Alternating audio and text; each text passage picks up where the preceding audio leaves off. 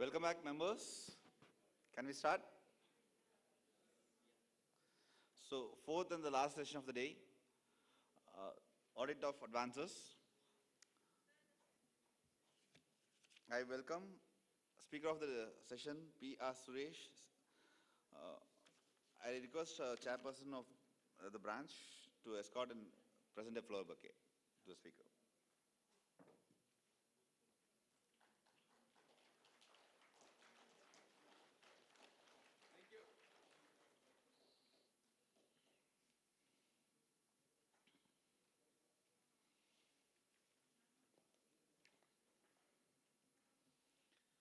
CA P R Suresh is a sort of a resource person having addressed CAs and students, panelists on TV and budget and delivered lectures in management institutes. I welcome CA P R Suresh, who is a practicing CA since 1988. I had a privilege of being mentored by Guru Sri CP Ethirajan, Bangalore. Is a partner in Chandran and Raman Charakanans. As president of Karnataka State Charakanans Association, brought out useful books on due diligence, VAT, service tax made simple, statutory registrations under various statutes, networking of firms, etc. And as an elected member of SARC of ICA, contributed to the framing of law on GST transitions by conducting 8 months intensive research by a panel of experts at Bangalore and submitted the concept paper on GST transition provisions. While a publication through ICAI to the Government of India, 95% of the concept paper found its way into the GST law on transition provisions. He is also an author of a book, Bank Branch Audit, which was well received with 5,000 copies made use of by CAs in practice. With this brief introduction, I welcome speaker of the session, CA P R Suresh. The floor is yours, sir. Thank you.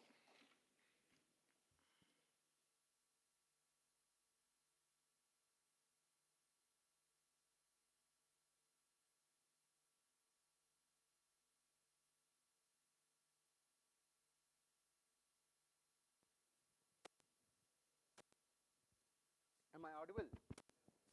Yes, and thanks to the Bangalore branch for giving me the opportunity once again to be, part of this knowledgeable crowd. And the best takeaway for me is when I discuss with my own fellow professionals here, I add a lot of value to my understanding of the subject matter and go back better off. And thanks to the chairperson, Divya, whom we have a great pride to acknowledge and recognize that she did her articles in our firm, and today she being holding the chairperson of the branch gives us a great sense of pride that apart from me, who has also been there in the administrative part of the Institute Affairs, we have somebody who is a prodigy in us to take forward, contributing and giving back to the society of our own members. Thanks, Divya, for taking up this also. And of course, our Secretary Manjunath and the other office bearers. And not only them, the entire Bangalore branch managing committees have time and again have been doing a fabulous job. And I place on record my sincere and thanks to all of them for doing a good job, as you know, on an honorary basis. Having said that, we come to the topic, say. And I'm very happy to see this many people seated on the day which started at 10 o'clock and possibly will go till 6 o'clock and with eager faces. That's good for our profession and the work which we consistently turn out very methodically and also contribute in whatever we do. So, what is the big picture? Today morning I'm very sure we heard that that the bank audits are coming down, going forward it will not be there, right? At the end of the day. Is this the first time we heard about this? We have been hearing about that. So it's not something new which has hit us, right? But what is new this time then? What is new is that what was always apprehended which will happen has happened. That is new. Till now we thought it might happen, but now it's a reality.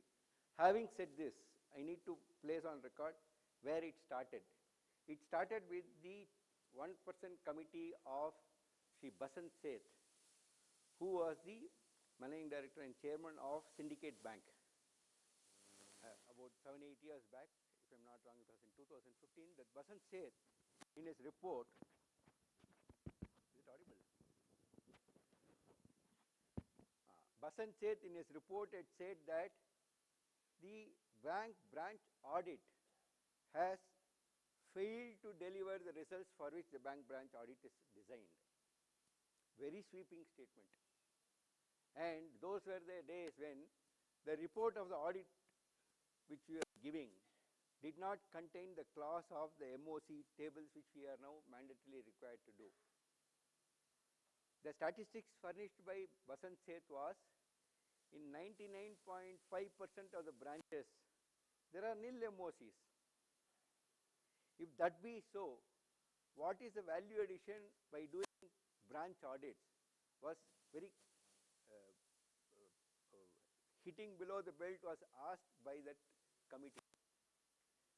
Immediately rising to the occasion, the institute came forward to say, okay, let's start making a change in the audit format to ask members to start reporting on the MOCs you do, the impact of the MOCs. That's how the change came in the audit report format. Post that, what's happening is globalization, merger of banks, with the union of the banks being there, which were very strong, especially not even the officers union, the workmen union in banks were very strong. When the merger of the banks started happening a couple of years back, and in 2020, when finally it came to a point that about many of the banks got merged, that day we should have understood that this is going to be a reality. The bank branch audit is going to have a very different connotation for us. But the best part of Basant Seth committee, we need to look at that. They said, instead of the statutory audit, funds collected by way of deposits being related to the public should not go out of it purview of any sort of supervision, which warranted 60% of the bank branches should get covered under the concurrent audit system. Currently, that is not the numbers which are there, which means whilst the door of statutory audit will get closed, the door of concurrent audit for many of the branches will open.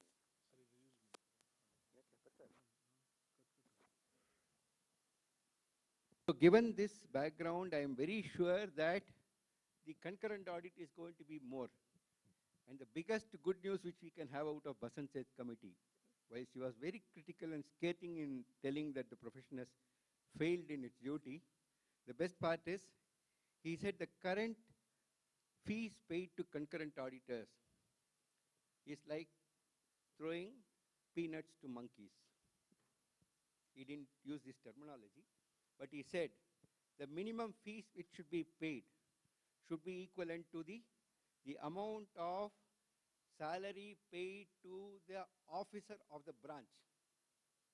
You are all pretty surely aware that what is the amount of salary paid per month for any branch officer. It could be anywhere ranging minimum of 80,000 to a lakh of rupees. This is what is the big picture. So I would like to say that it is now up to the ICAI to run, taking this lead, getting back to RBI and saying, whatever you are saying is an excellent move, kindly only implement the entire report of the Basant Seth committee in toto. If that gets done, we will all have much more work than what we are having, because we now do the statutory audit once in a year in the month of April by sort of ransacking our brains in the month of March to update ourselves and do it in April.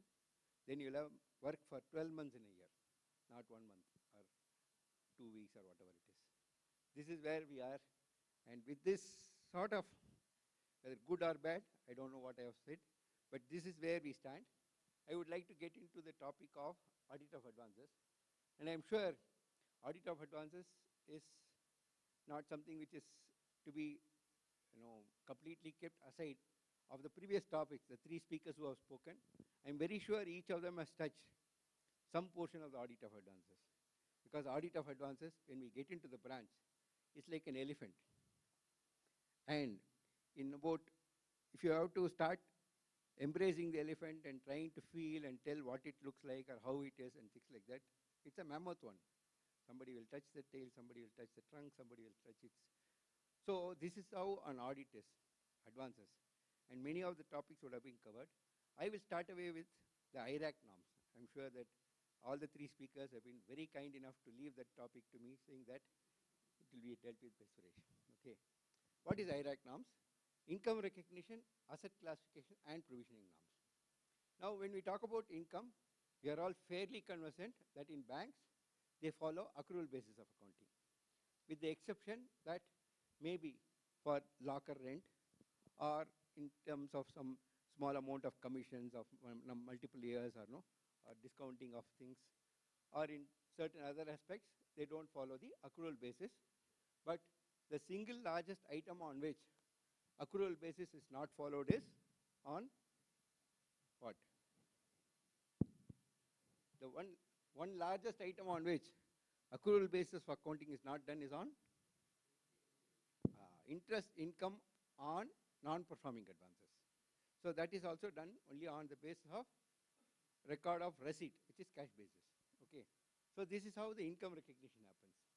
But can we start looking at, are there exceptions to this rule that where an account is NPA, but income is accounted, or where there is an account is performing advance, but income is not accounted? Can we come across situations like this in bank audit? Just to illustrate, first one, an account is NPA, but income on that is accounted.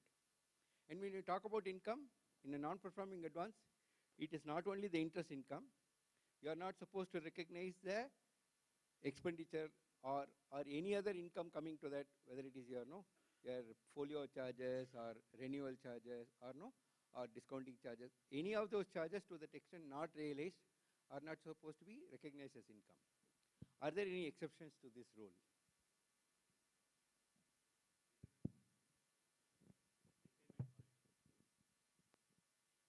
Repayment holiday. In the case of an account which has a repayment holiday, is the account treated as NPA?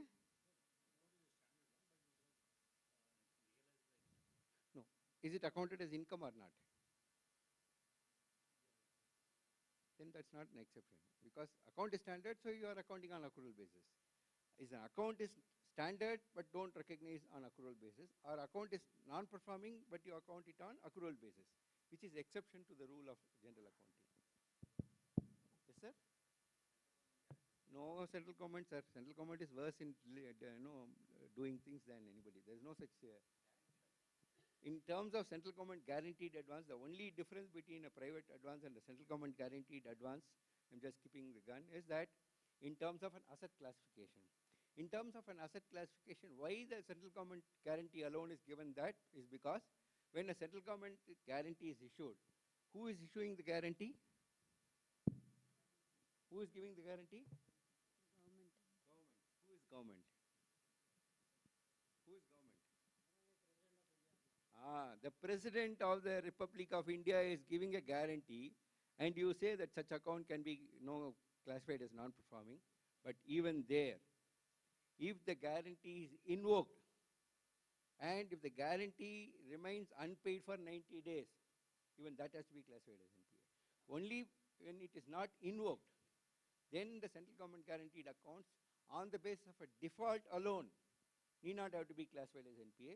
But on invocation, you will be 100% certain, because the responsibility to discharge the obligation issued by the President of India falls on Reserve Bank of India, and Reserve Bank of India will forthwith make payment.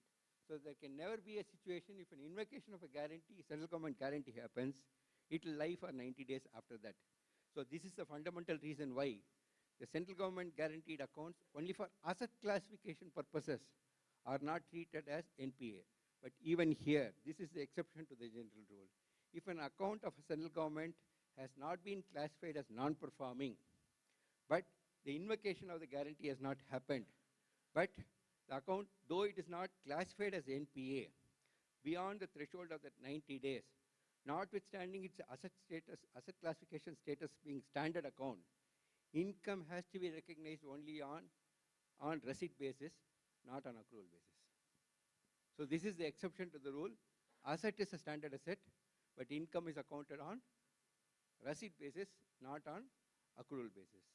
The other situation where an account is NPA, but incomes are recognized, happens generally in the case of number one, where an account is classified as NPA, but additional finance might be given to such borrowers.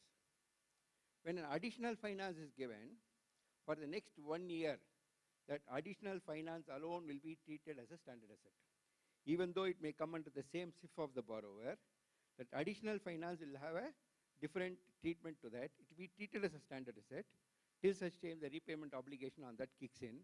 Because that is treated as a standard asset, the income arising on the non-performing advances related to additional finance will be accounted as on accrual basis.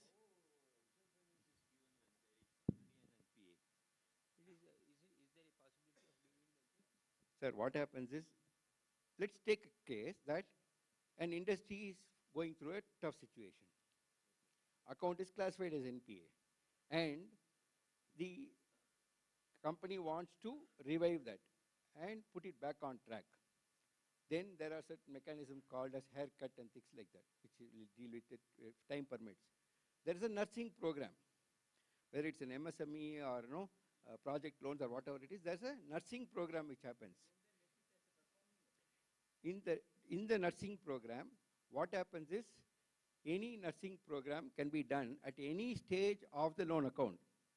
At the time when the account is standard, before it becomes NPA, after it becomes NPA, when it is substandard, when it is doubtful 1, when it's in doubtful 2, at any point of time, if the intention of the promoter is to bring back the company back to normalcy, and he gives a proposal of how he is going to turn it around, with some haircuts, or whether the interest which is charged or the principal or whatever it is, nursing programs are put by the consortium of the bankers in large advances, and additional finance is given to nurse the industry back to normalcy.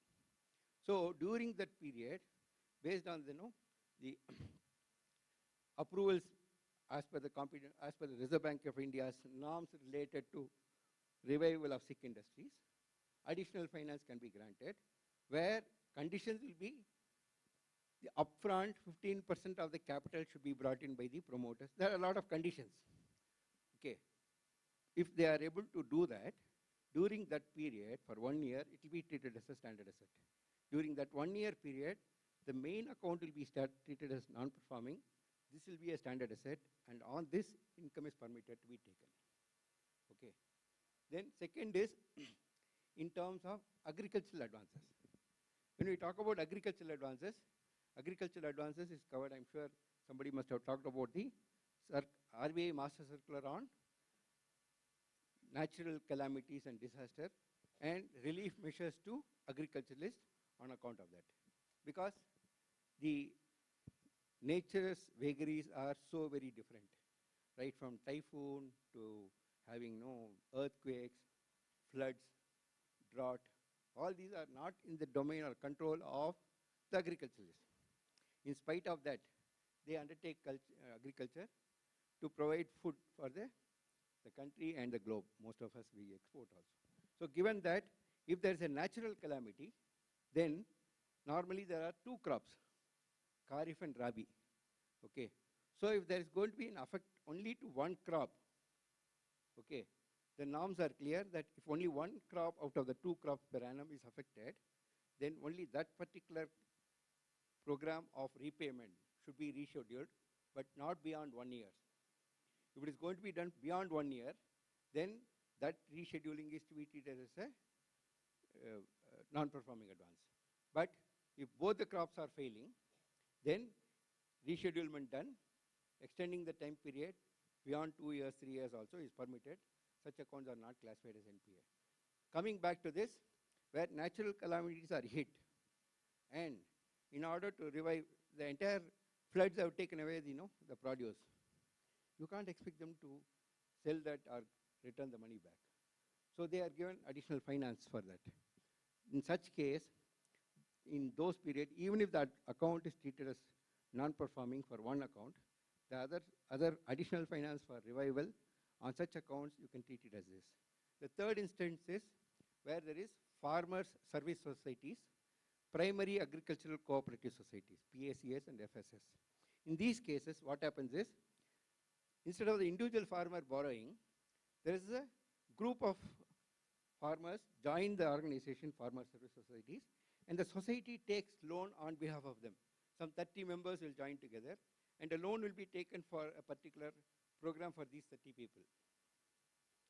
Like that, they may have 10, 12 different loan products which they would avail with different members.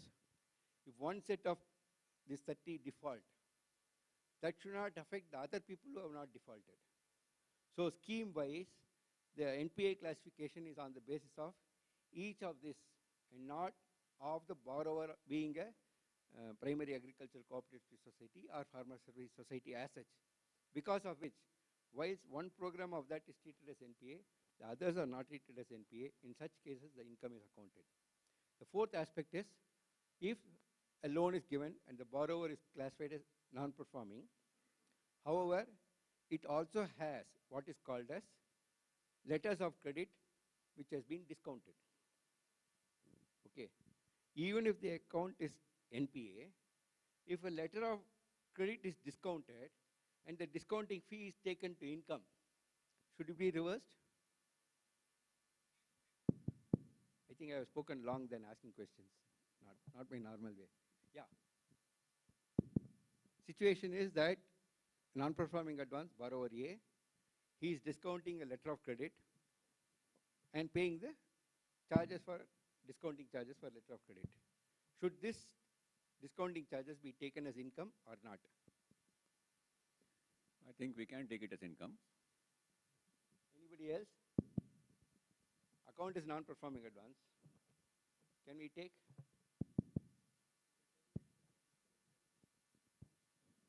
Here it's not collected.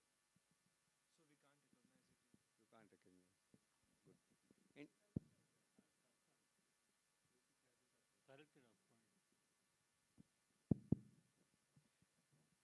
notwithstanding the fact whether it's collected upfront or not collected upfront, I am dealing both in terms of the asset classification and income recognition together. This is a case where when an LC is discounted in a non-performing advance, that LC discounting need not be treated as non-performing. You know the reason why? It is guaranteed by other bank.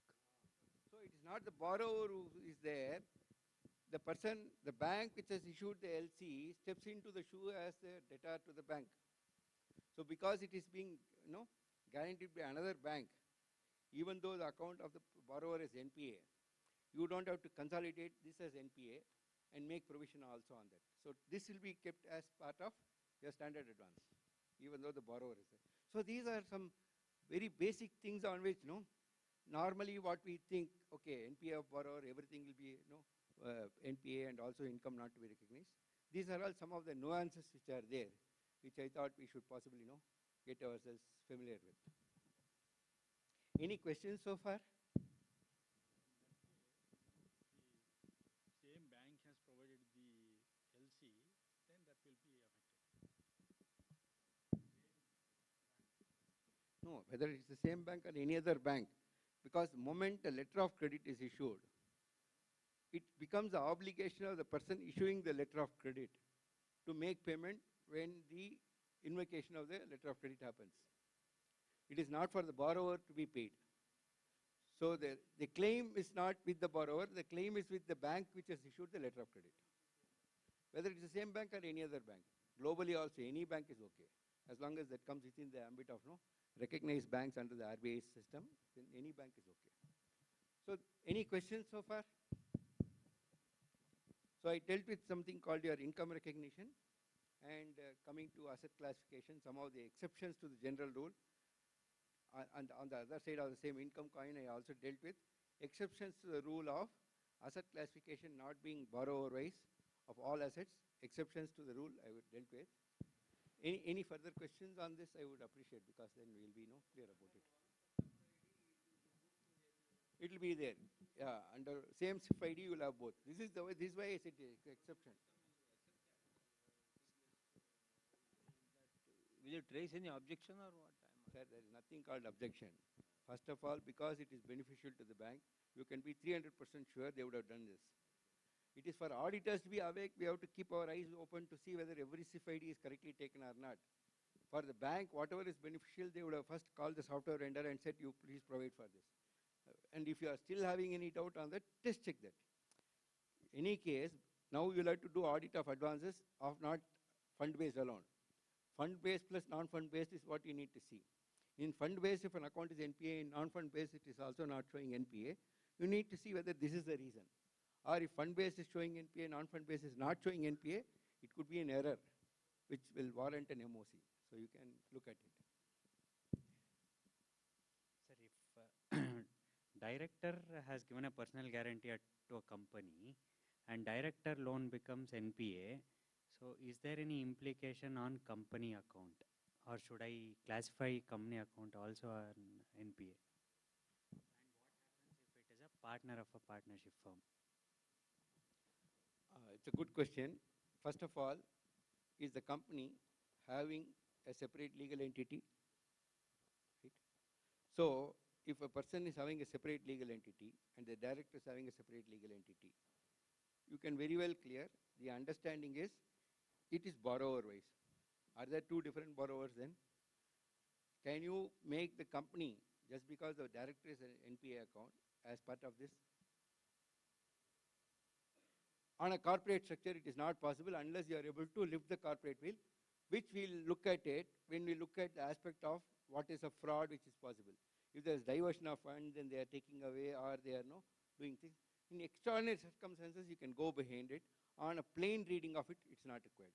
Unlike a case with partnership. In case of partnership, there is no separate legal entity for a partnership firm. But even there, for the purpose of banking, an individual is different, a partnership firm is different. Just because a partner's account becomes NPA, the entire firm need not be classified as NPA. And the firm is classified as NPA, partner need not be classified as NPA. But where it will matter is, if you see their CIBIL scores, it will have an impact. The primary security is intact, yes. But then in case of primary security being failed, then the next resort would be a personal guarantee. Sir, as far as the company in the illustration, what you are telling is still a standard asset. As long as it's a standard asset, which means primary securities are there. If the primary security is there, this account itself will become NPA. So such situation can never arise. Yes, sir.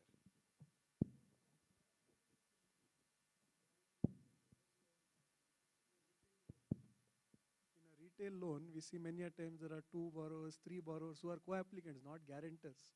So in such a case, if one account of one borrower becomes NPA, what is the impact on the other co-borrowers?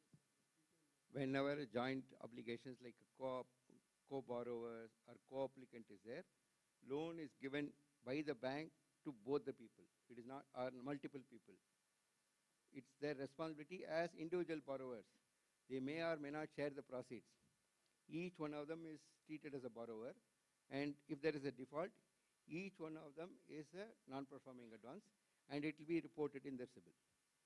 Whether they have given guarantee, not giving guarantee is not there. They are primary borrowers. Co-applicants, co-borrowers become primary borrowers. There is no problem about them being classified, because if the loan default, each one of them individually and collectively had the obligation to repay. Now we move to the next aspect of it, income recognition, asset classification. Okay. In terms of asset classification, I don't want to repeat this. Asset classification is, your standard, substandard, doubtful loss and all. That I am sure all of us know about it. And I don't really want to, unless necessity warrants, to talk about what are the different types of reporting requirement. There is in terms of asset classification, your classification. Asset classification is not just your classification of standard, substandard, doubtful loss. It also has other forms of it in terms of sector-wise, security-wise, asset classification-wise, and facility-wise. For example, if you see your bank balance sheet, okay, you will see a line item called cash credit overdrafts, etc. The next line item will be your term loans and other items. Okay, like that, no, facility-wise is one. Sector-wise is your priority sector, non-priority sector. Security is tangible, then no, by way of third-party securities, by banks and unsecured, and of course, there is a classification of standard, substandard. So these are all primary, but this is important. Why it's important when we come to the tell you about it, unless some specific questions are there, I don't want to get into the theory part of it now. So this is the asset classification part of it. When it comes to asset classification, during the current year, let me get back to one thing which possibly I have failed to tell. How many people have looked into the master circular for IRAC norms?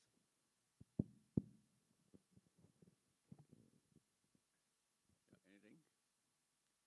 Which is the latest master circular which is available on IRAC norms? You said the. What is the last IRAC norm circular which has been, no? Which one, sir? Yeah? 2016. Okay, then 2021. 2022. I think you have a fascination for numbers. Somebody said 1/4/2022. Who is that gentleman? Yes, sir. That has been issued. It is there in the your guidance note on audit also. 1/4/2022. He is bang on target. The latest master circular on IRAC norms is on 1/4/2022. The previous one was on 1st October 2021.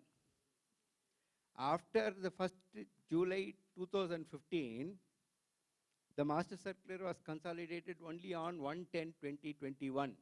Till then, there was nothing in between. But within a span of 6 months, 1/4/2022, there is one more master circular. What is the notable change in this? Let me tell you that normally interest, okay, will be accounted on accrual basis. Now I'll come to interest income as and when in a non-performing advance, when proceeds are realized in non-performing advances, there is something called as appropriation. Appropriation warrants appropriation towards the income, interest or any other charges, appropriation towards the principal part of it.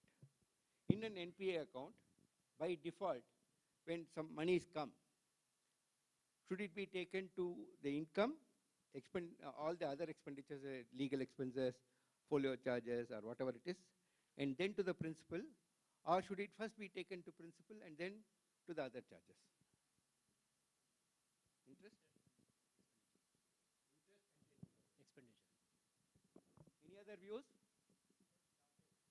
First charges, then interest, then the principal. Then? Yes, sir. Very good, sir. So why I am even trying to bring this to the discussion is, we are expected to read the accounting policy of the bank as a whole. Yes. Different banks have different accounting policies, but of late they are all merging towards whatever is convenient to them. Some banks have the policy of being ultra conservative in trying to take the amount of recoveries in NPA accounts first towards the principal. That means they are not recognizing income on receipt. They are reducing the principal balance, which enables them, because the principal balance comes down, they are able to do more OTS. Because the amount of outstanding comes down, then it falls below the threshold for higher people to look at it. So OTS is being done at local levels itself. But the interest is given as a sacrifice. So we need to look at the accounting policy of the bank. If the accounting policy of the bank states first principal, next towards interest and charges, you have to follow that. If the accounting policy of that says first towards interest, second towards charges, and then principal, based on the accounting policy of the bank, you'll have to do. Kindly pay attention. Kindly take a dump of amounts realized in non-performing advances during the year. Test check major items, whether as per the policy the accounting has been done or not. If 3 or 4 samples you take, you find it's correctly done, you can place reliance on that, document it, tell that this system is valid, This has been tested. On this basis, we are placing reliance on the all other recoveries and their proper accounting treatment. This will enable you to document as well as to be sure that the accounting treatment is in line with the accounting policy of the bank as a whole. Having said this, the next point which we would like to do is that provisions, right? What is the rate at which the provision should be made? What is the rate at which the provisions has to be made? For example, if it comes to, here I need to tell in the recoveries, when it happens, okay, you also have what is called corresponding to that, the first time an account becomes NPA, you are supposed to reverse the amount of unrealized interest and unrealized charges, correct? How much is the amount of income which you have to reverse? For example, there is a project loan which was given in 2015. It was for a mega project which was supposed to go on till 2019, okay? And the COD of that was 1st July 2019. When the COD was on 1st July 2019, say from 1st July 2015, for these 4 years, the interest is part of the project cost itself. And the interest was also part of the capitalized cost on which funding is also made. Okay. Then, because 2019, it could not take off. And as happens in the large projects, there is a possibility to extend the date of commencement of commercial operation by 1 year or 2 years where it is infrastructure projects. And you don't have to downgrade that asset as non-performing advance. And because of which, till 2021, okay, it was extended. And due to COVID-related things happened. So till March 2022, it was extended. But during the current year, the account has been classified as non-performing by the bank itself. But what they have done is, they have not reversed the interest income. Okay, they have classified the account as NPA on, say, 29th of June 2022. Okay, and they only reversed the interest income for April, May, and not applied the interest from June onwards. Is this the correct accounting treatment? What is the amount of interest income which should have been reversed in this case? Once an account is classified as NPA, from that date, income is not to be recognized. Till that date also, whatever interest is applied or expenditures are debited to the account and not realized should also be reversed. In such a case, how much of interest income? In this case, from the beginning, no interest is serviced because the project has not taken off. How much of interest should be reversed? Total from starting to till now unrealized. From starting till now has to be reversed. Any other views? Is it only the current quarter? Is it for 1 year before? Is it for 3 years? It is from the beginning.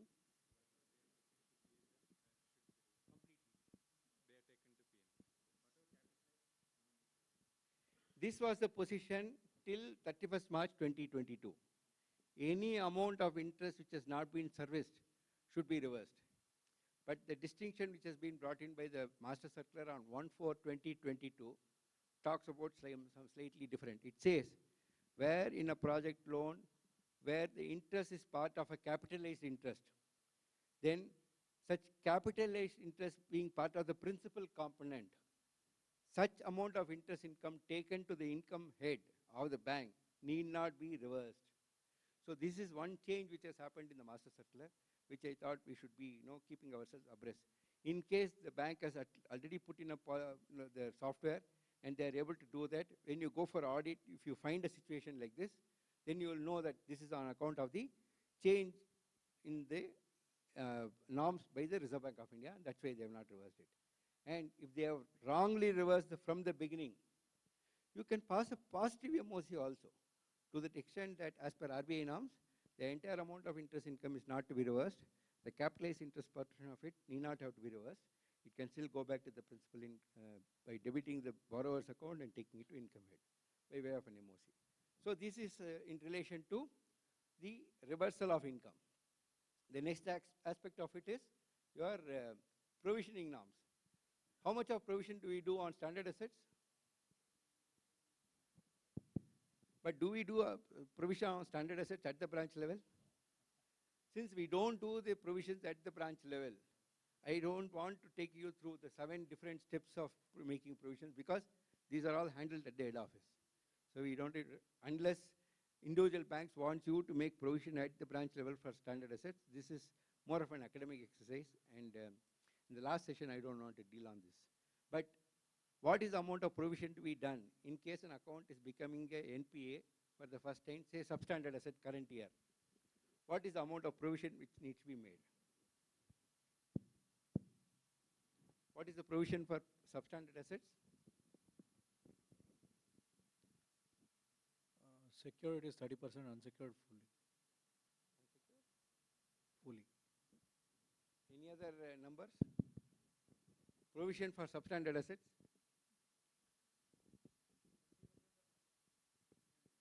%20 on entire outstanding. Good friend Madhavan says 20% on the entire outstanding. Yeah. Anybody else?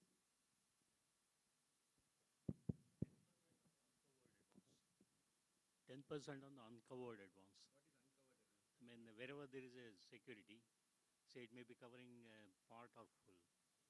Then in that case, if it is anything uncovered, then on the uncovered amount only 10% for the first year. And the secured amount anyway, there is no necessity. No provision on secured advance, 10% on unsecured advance. Any other numbers which pops up to your mind?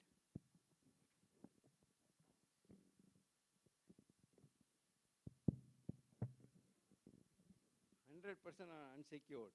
And how much was unsecured? How much is the unsecured portion?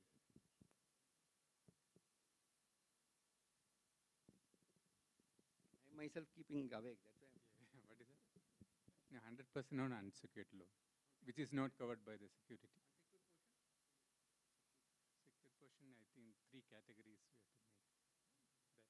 have to make. That I'm not sure.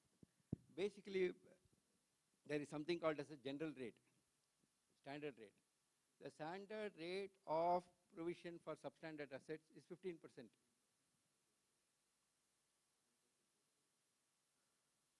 The standard rate of provision is 15% of net outstanding. What is net outstanding? Net outstanding is the gross amount of outstanding minus the amount of unrealized interest and charges is net outstanding. On the whole of the net outstanding, it's a standard rate applied at 15%. There is no reference back to secured or unsecured portion at all in substandard assets. There is only one thing, is it substandard? If it is substandard, 15% on what? Gross outstanding minus the reversals, net outstanding on that 15%. Having said this, is this the only rate? No. There is another rate which is called 25%. What is this 25%? At the time of giving a loan, if the entire loan is a completely 100% unsecured loan, for example, personal loans, salary loan without a tie-up, any of these loans which are without any security at the point of sanction of the loan, this carries a higher risk. So in such cases, as against the 15% standard rate, it is 25% on the net outstanding. You know, in this case, at the beginning itself, it's a completely unsecured loan. Even then, it has no relation to the secured aspect of it. It is on the net outstanding. 25% is the net outstanding, on the net outstanding. The third rate is 20%. What is this? That 20% in between a 15 and 25 is where a project loans are there. For example, a road project is there. The road never belongs to that person. Okay. There is a concessionaire agreement given for them to develop the road between A point to B point, and they can collect the toll for that. So they can't give the securities for such large projects. So in which case, what happens is, the concessionaire agreement becomes the security itself. In such large product, infrastructure projects, if it becomes NPA and becomes substandard assets, the amount of risk on such assets is big. So because of which, it is 20% on net outstanding in such large infrastructure projects. So there are 3 rates, 15, 20, 25. If the bank were to charge 15% in such large infrastructure projects, instead of 20%, you have to be clear that you will have to pass an MOC to ask for 20% provisioning on such large advances as against the standard rate of 15%. So we need to be alert to this aspect and then accordingly make the provision. Okay. So these are the three rates as far as this. Okay. Then the obligation when it comes to an account being classified as a substandard asset for the first time, the auditor is not just to keep accepting whatever has been made by the branch, or if you are yourself classifying it, to classify it as substandard asset. You have an obligation to look for, to find out what was the earliest point of inception of weakness or sickness in that account, and when that account actually was supposed to have been classified as NPA. Even though you are recognizing, even if it has not been done by the branch and the previous auditor, that does not save you if you don't look at it. And if you are finding the weaknesses, you will have to go back on time to determine what was the earliest point of time when the asset should have been classified as NPA. If the earliest point of time in which it should have been classified as NPA, notwithstanding the benefits given for the COVID and other things, if it were to be classified as NPA on 31st of March 2020, if you come to the conclusion it should have been classified as an NPA on 31st March 2020, you don't have to classify it as a substandard asset for the current year.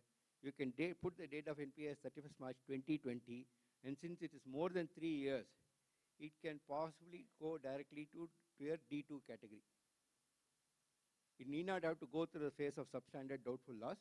And since I'm not telling all the advances which are NPA substandard during the current year will have to do that. Like your audit of standard advances, you also have to do audit of non-performing advances. In the non-performing advances, substandard assets which are there in the current year, if there are too many things, you can have a value sort, at least the top 4 or 5 of that if you see, and see what is called as date of crystallization of NPA. It is like the date of birth of becoming NPA. If the date is crystallized, that becomes the date on which the determination of the classification of the advance into its asset classification has to be determined. So this is one duty which is there on the branch statutory auditors. So based on this, and then the rates, you know what to do. The next point is, how do you audit advances which are doubtful? Okay, what is a doubtful advance?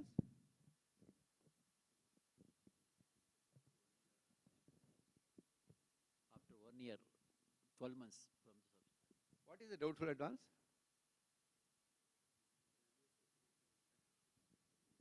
Value of securities Less than 50. Okay. What is a doubtful advance? Yeah, an asset which is more than a substandard asset lying in the category for more than 12 months becomes a doubtful advance. But what is doubtful advance? This is the aging process. What is doubtful advance? Exactly. What is doubtful? Doubtful in the sense they cannot pay. And an asset which is doubtful of recovery is a doubtful advance. And its classification to come to D1 category is after being in a substandard asset for 12 months. But basically, the degree of chances of recoverability or doubtfulness about it increases with the age. Is why doubtful advances are given that 1 year period after it becomes substandard asset to be classified as doubtful advances. In doubtful advances, we have D1, D2, D3 category. D1 category is 12 months from the date of substandard asset. D2 category is 2 years, up to 2 years from D1 to D2. And after that, it becomes, after 3 years of doubtful, it becomes D3. So in case of D3 accounts, 100% of the provision is done. Now coming to audit of D1 accounts. Okay. First is, what we need to do is, as branch auditors, please call for the list of substandard assets on 31/3/2022. 2022. Please call for the list of advances which are classified as NPA substandard assets on 31/3/2022. Compare substandard assets on 31/3/2023. Put a VLOOKUP. The same accounts are lying in both the times. you know something has happened on that. Because an account which is substandard on 31/3/2022 cannot lie as NPA substandard asset on 31/3/2023 also. There are exceptions. So this itself should trigger you to look closely into that. 9 out of 10 times you will find that for 2 days they would have classified the account as standard asset, they would have brought back and then classified as, again as a fresh NPA slippage and bringing it to substandard asset. These are all some of the ways of what is called as window dressing, which is possible by the banks. That's why as auditors we'll have to do our exercise, analytical exercise of this, to take this list, cull out. What if sometimes the borrower might have paid all the amounts, account would have become standard on say 15th of April 2022, but again on January 23 it might have fallen to substandard asset. For 8-9 months it would have been standard asset. Chances are there, but only if you apply your audit and find that it is the case, based on that. Otherwise, normally, by way of tampering, if the accounts are retained in substandard assets, this will warrant the auditors to be focused on it and pass appropriate MOCs on this. The second thing is, in doubtful advances, same is the case, take the doubtful advances as on 31/3/2022, doubtful advances 1 on 31/3/2023. Similarly, if it has not moved from doubtful 1 to doubtful 2, you can be very sure that there is some tampering which has happened behind the back. Because from doubtful for it to become to standard and directly to doubtful may not be the case. Okay. And when you see some accounts which are not substandard last year and has come to substandard this year, where in doubtful one last year, on their being again reinstated as a non-performing advance, it should go back to its original classification. It should have been minimum of D1 or D2. It cannot again start back from substandard assets. These are all some of the things which as auditors we will have to look at it and which will have enough scope for us to deliver value for the work which we do, and which will also mean the RBI will know that the auditors are careful in doing what work is entrusted to them. Then comes to D2, take the statement of doubtful advances to as on 31st March 21. D2 as on 31st March 21 should become D3 on 31st March 23 because it should be there for 2 years' time. So if you find those which are 31st March 21 D2, continuing in D2 now, you have straight away some ammunition to pass your MOCs. These are all how you, in terms of an audit perspective, can look at your audit of advances. Now, when we talk about the provisioning, when it comes to provisioning, the first aspect which we are, because IRAC norms is income recognition, asset classification, and coming to provisioning. In terms of provisioning, what is the amount of provision to be made, okay, in D1 and D2 advances?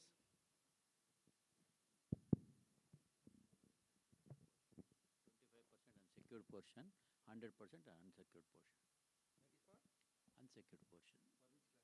D1. D1, 25% unsecured, 100% on unsecured. Correct.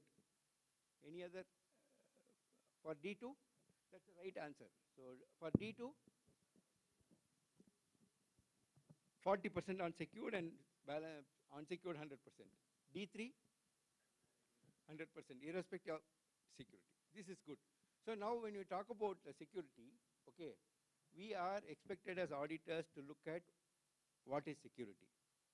Security is not what figures are furnished to the bank, what figures are there in the balance sheet, what is the valuation given in terms of the valuation reports which are given, okay. The value of the security which RBI says is the realizable value of security. There is a difference between realizable value of security and the security itself. One thing which I keep telling very often, okay, is that next to our income tax department in CR buildings, there are a series of lot of buildings which are belonging to one, okay, the stamp paper scam. When the income tax department put it out for, they had seized the material because of whatever it is, all the assets are impounded, and when they wanted to dispose it off, They had issued newspaper advertisements. Not a single person came forward to even take the document, bid document. What is the realizable value of security? If a bank has a security like this, what is the amount they can realize out of it? So the realizable value of security, RBI says three things. Number one, that is the value which it should be able to realize if it is able to sell it in the open market. Number two, that is the valuation reports, if it is removed property, should not be more than 3 years old.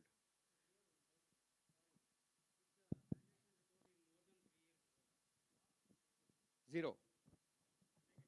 Zero. Because RBI is very categoric to say, in case of non-performing advances, the banks have to put a system and policy in place to obtain a valuation report which should not, on as periodic a basis, but not beyond 3 years. Which means if they are doing it beyond 3 years, they are not complying with RBI norms. And if they are not complying with RBI norms, the valuation need not have to be considered at all. This is what the RBI inspectors do when they come for annual financial inspections of the bank as a whole. And they expect the same thing to be done by the statutory auditors.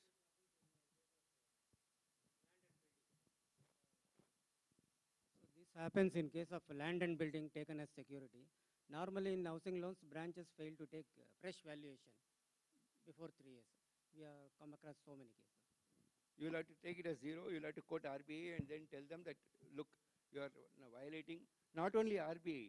If it is branch, whatever RBI norms are there, the head office, that particular department will send a circular to all the branches to comply. RBI norms, banks' own policies are not being supplied. So you can classify that taking the value as zero. The next thing is in terms of valuation. Many times now we see there is a separate asset recovery branches and valuation, online, bidding, sell, all these are happening. Very proactively, all these are happening. And we find that every day's newspaper will contain sale proclamation, possession notice, under section 13.2 of the Act, 13.4 of the Surface Act. So many things are there. Okay. The one is they seize the assets. For that, they need to notify in the newspaper. Okay.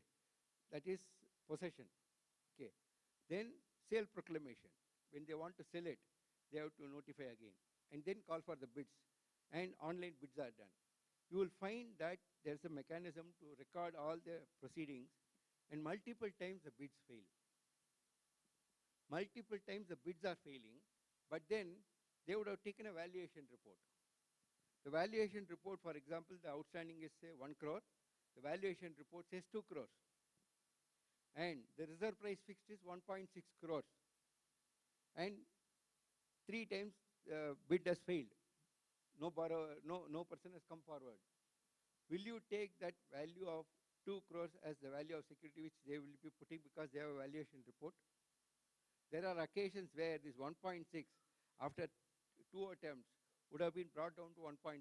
Some 20% they would have knocked it off.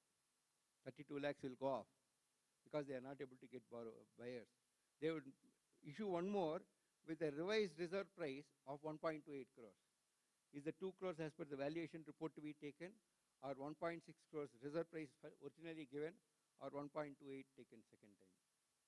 Please pay attention. This is how you will be caught when you do audit and not looking at this in non-performing advances.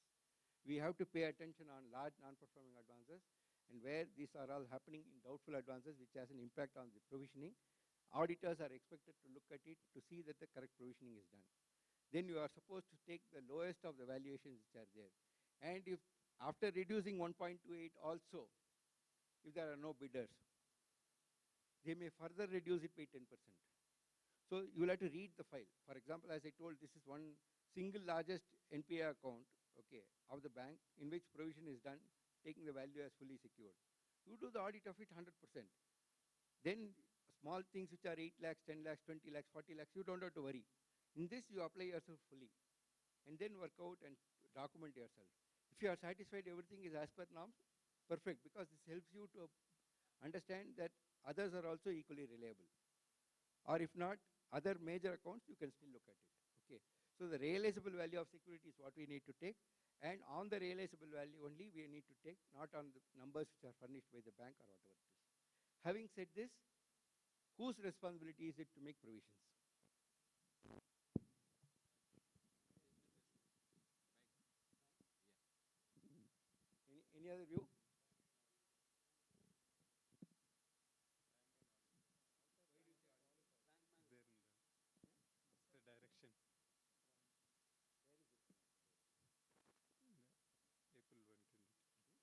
April 1, 2022.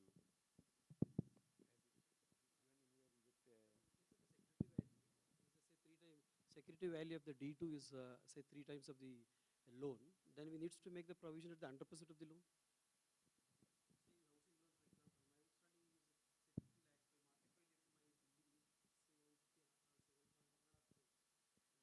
Provision in a D2 account is on the basis of the secured value, okay, and unsecured value. In this case, unsecured portion will become 0.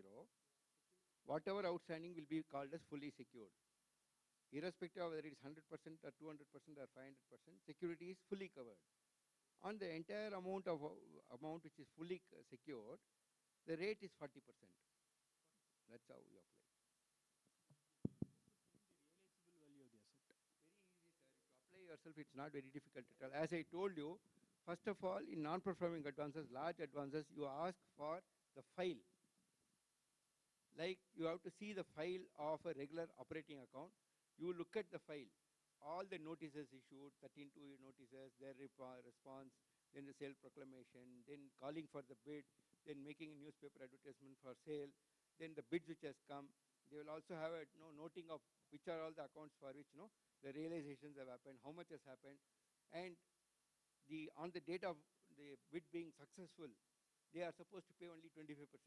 Within 30 days, the balance has to be paid. Then only the sale will fructify. If the person who was a successful bidder pays only 25%, he doesn't make the payment of the balance. At the end of 1 month, the bid fails. And there will be, that amount also may be forfeited. It may not, the entire amount, 10% may be forfeited. So even then, it will not result in saying that the sale has happened. So you need to go through the particular file. And there, you will have various valuation reports. And there will be noting. There's always the notings of the bank branches, forwarding to the controlling officers who give the approval. Then the section which is called as a recovery division. The recovery division will be making all the efforts in trying to sell them and make realization. There, all this information will be available.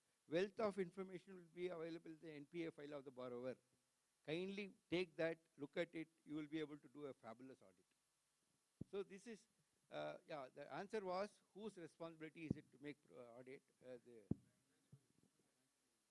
Branch management was responsible to prepare the financial statements. Sir, what about cases which are covered by schemes like CGTMSE? So the first point is that please go through the RBI Master Circular. It is not from 1/4/2022. That's where I wanted to tell. The requirement of the responsibility to make proper provisioning is on the bank management, not the branch. Is on the bank management and the statutory auditor directly by the Reserve Bank of India as per paragraph 5.1.1 of the Master Circular. And this is not now. This has been there for last about 15 years. And we auditors have never looked into that particular clause at all. Now the notices have started coming from Reserve Bank of India. Why I am even emphasizing now, it's been all along been there. Why is it that I'm bringing it to your notice now? Very recently, we have started looking at the Reserve Bank of India sending notices to statutory branch auditors as to why provision has not been adequately made based on the annual financial inspection which has been done, and where they find there is a discrepancy between the provision made and required to be made. Letters have started coming to the branch auditors. That's why we need to be more careful in terms of finding out whether the adequate provisions are made or not. So, because to protect our own back, time has come for us to start paying attention on this. Okay.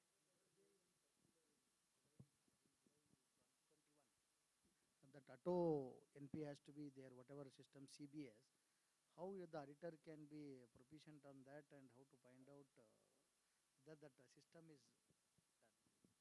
Very good question by Ravindra Kore. He says that the Reserve Bank of India in March 2022 brought in a circular to say auto classification of loans.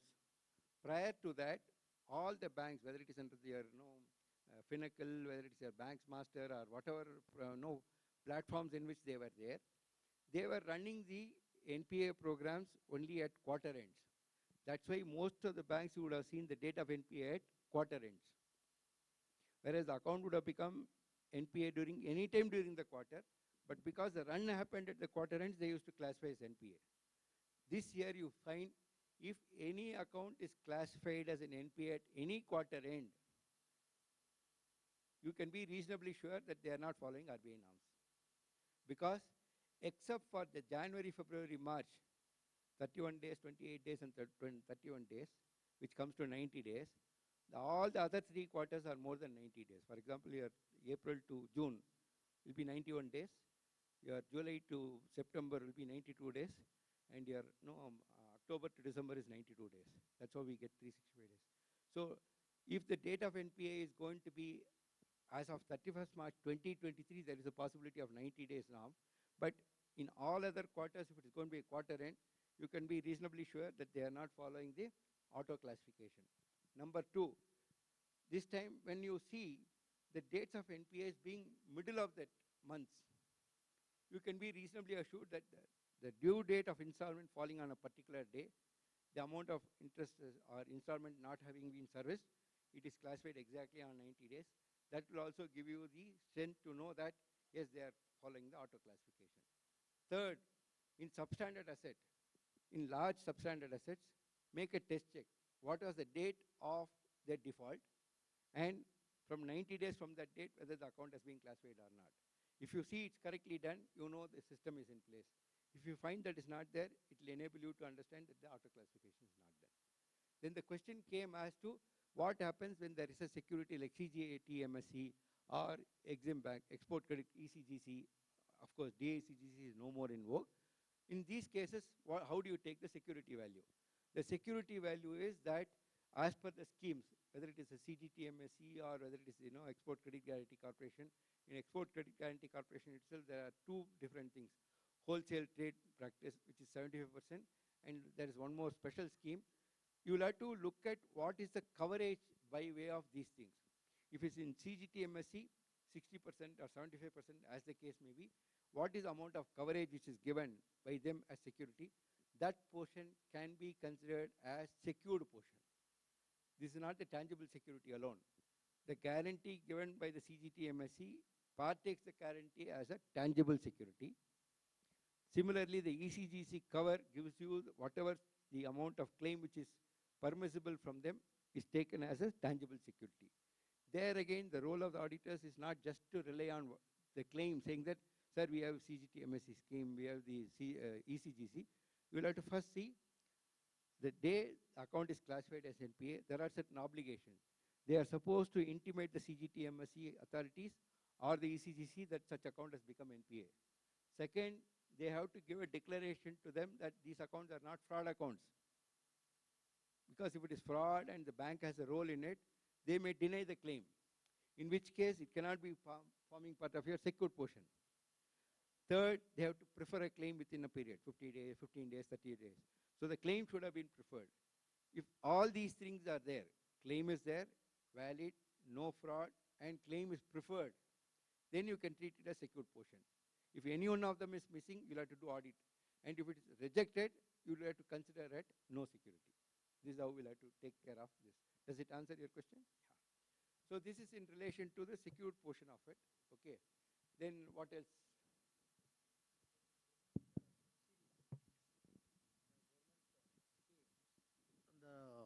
For example, amount, the loan sanction is 1 lakh rupees. If 90,000 is repayable amount, if paid you all the 90,000, then they will credit the 10,000 rupees subsidy. For example, the person who served till repayment has done up to 80,000 or something, 80,000. That what about the 10,000 rupees already subsidies came into the bank, laying in bank account? This is a good question again. See, what happens is in central government sponsored schemes, whether it is the Prime Minister Rozgar Yojana or any of those schemes, or even Mudra loans or whatever it is, any scheme in which subsidy is given to a set of people, including agriculture subsidy or whatever subsidies are there, or capital investment subsidy. What will happen is upon the initial phase of it, the subsidy is given. The subsidy is not to be directly credited to the account till the loan is repaid. That should be used as the last amount, not the first amount. Okay. So the subsidy is kept as a deposit and as kept as a security. It's a cash security. Okay. So when it comes to that, the day the account becomes NPA, classified as NPA, the bank gets the right of appropriation. Then the subsidy can be transferred to the outstanding account. Then the amount of net outstanding will come down based on that. Okay, so that's how it happens. Okay. Any other questions till now? I'll just take you through the next part of it based on we are all on the same page. Any questions? Now let me quickly run you through. This is only my first slide, and I'm very sure that's why I have not prepared more slides. I have only a very few slides. I have just talked about it. In the course of it, I would have covered few things. Scope, responsibility, and reporting requirements I have largely touched upon. And large advances, I'm sure somebody explained to you when they talked about LAFAR, long form audit report, 10 crores. Are we all aware of what is a large advance?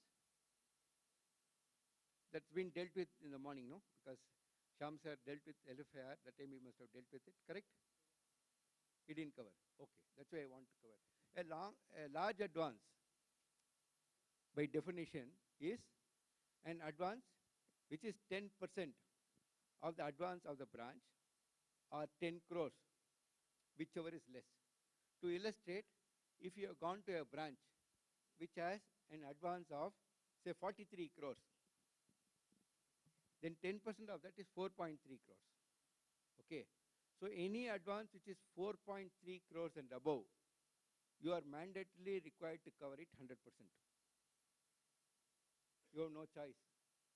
Then, if there are 3 accounts of 5 crores, 7 crores, and about, say, 4.5 crores, okay, all these 3 you have to 100% do that. What are all the 100% you will have to do that? We'll look at it.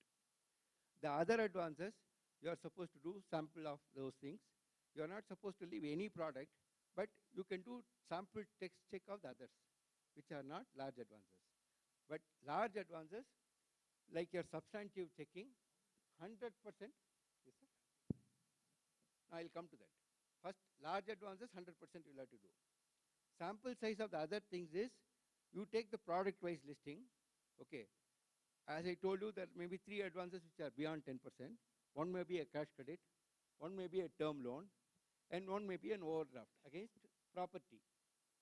Okay, that's generally what categories comes in this. Okay, the other classification could be your jewel loans, your loan against deposit, your vehicle loans, personal loans, okay, or your other CC accounts, agricultural advances, okay, mudra loans.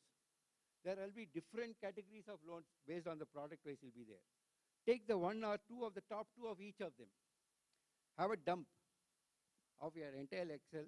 They will give you, notwithstanding whoever has told that no information will be given by the bankers, in our experience, if we are persistent with them, they will give you that. There is no way in which they can say they will not give you. What they will give you a TXT file, they will give you a JPEG file, or they will give you, or their own format file. We have to convert that into Excel. But no banker will ever say will not give it. Be rest assured you will be able to get it. Then you convert it into Excel, convert it product-wise into on value basis. Top 1 or 2 accounts of each of that. On sample basis you take it, put that separately in an Excel file, that you total it. This information is required for you to include it in your long form audit report also, as to the percentage which you have covered, what are all the accounts you have covered, you will be able to do that. And that also helps you in terms of standards on audit as to sampling and selection of samples and the basis for it. Both gets covered on this.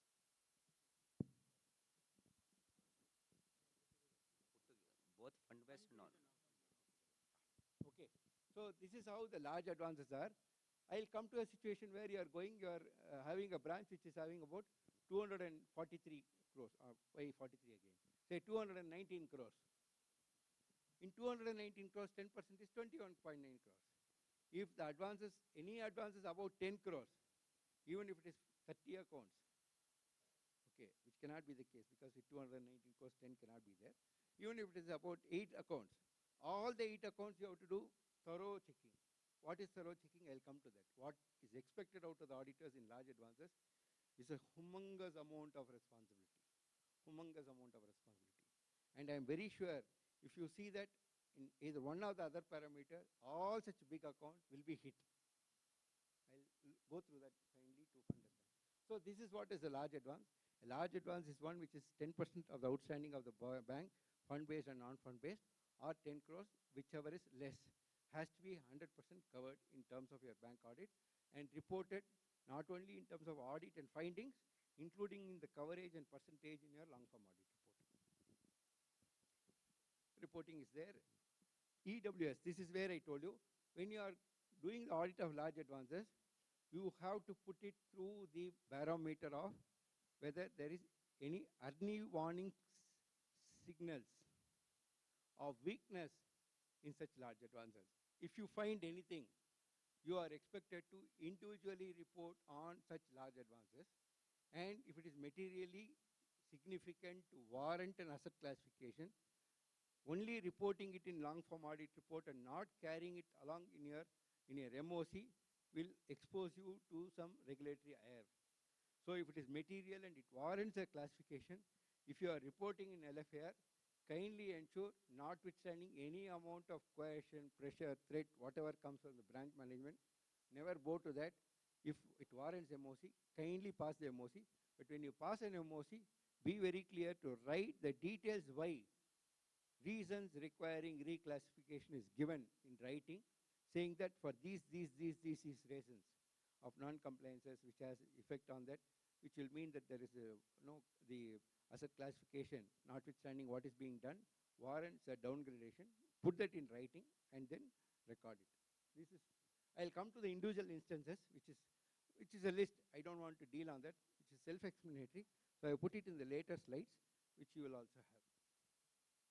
I told you substantive checking, large advances warrant substantive checking. I'm sure you know what is the difference between test checking and substantive checking. Test checking is you check only for few things.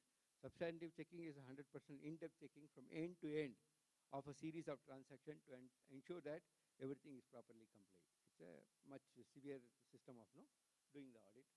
Then this audit is of both fund-based and non-fund-based.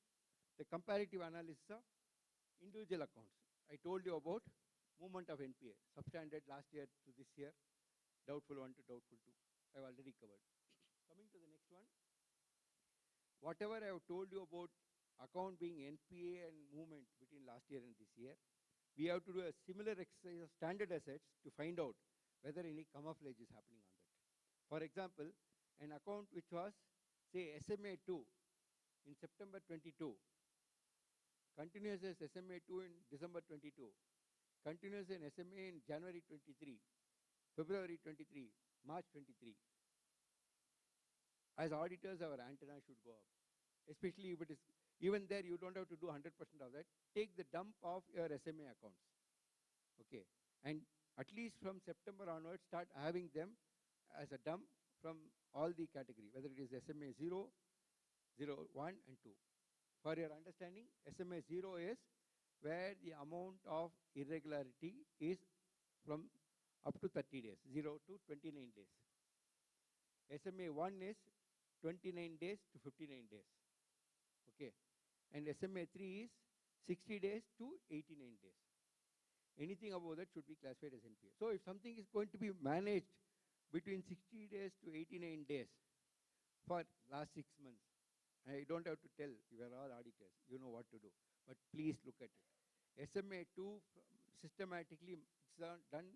Now this is to be required to be done on a daily basis. So there is no reason why the bank should say we don't have the information about it. At least on a month-end basis, right from September onwards, collect the data of SMA 1 and 2, put it in your Excel, use your VLOOKUP, what is coming on all these things and lying in the same category. SMA 1 is continuing SMA 1, SMA 2 continuing SMA 2.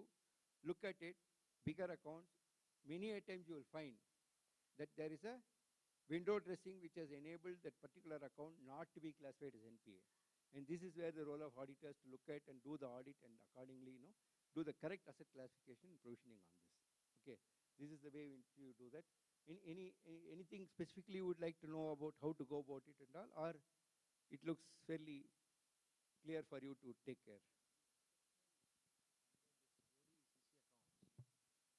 within 90 days, they have to, one credit has to come. We came across the one wrong debit charges of, for example, interest due about 35,000. They debit 40,000 rupees as a interest and immediately reverse on the same day. The system will read like any credit. So it means its interest is served. That is artificial, it will come. You can generate exceptional report. There is something called as, for your operating accounts like your OD account or cash credit account, especially in Pinnacle, okay, you have a statement which you can download called as resume.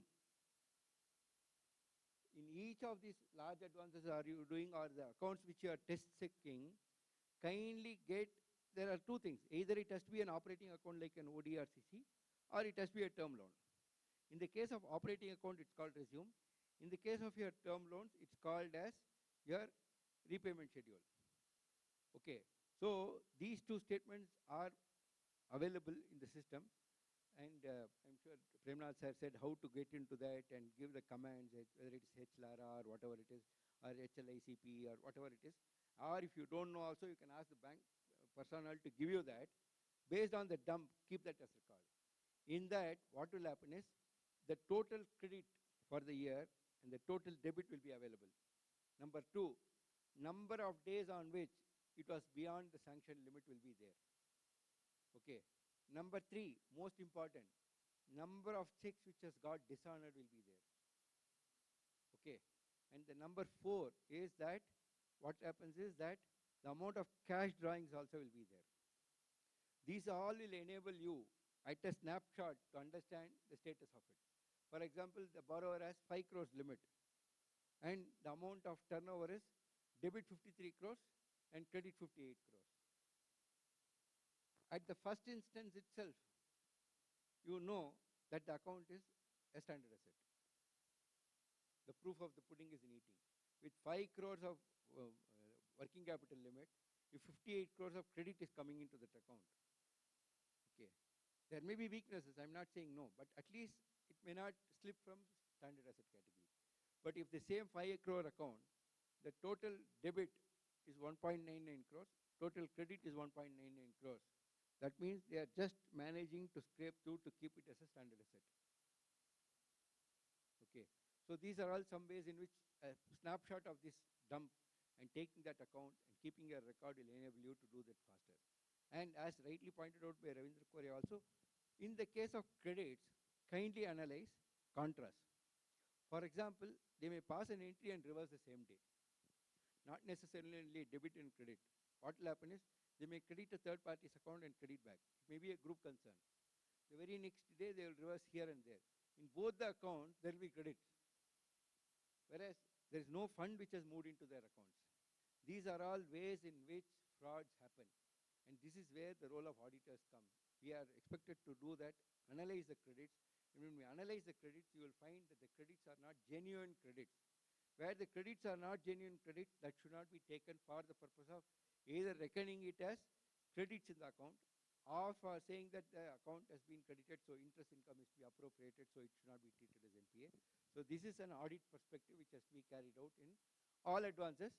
All the more, we are duty bound in large advances. Okay, this is one. And the second thing is, I'm sure somebody must have told you, our Shyam sir must have told that the change in the CARO reporting since 2022 has mandated the bank's management to report whether the figures which they are reporting to the bank of stock and receivables and what is reported with in the financial statements, if it is in variance, the statutory auditors have to give in the CARO report the amount of variances between that, and if they are not satisfied, to even qualify why they are not satisfied about it. Has this been talked about in CARO? No. Okay, you might have gone out that time. I am sure somebody like Shyam would not have missed it out. Okay. So, but even if you are not, this is a requirement.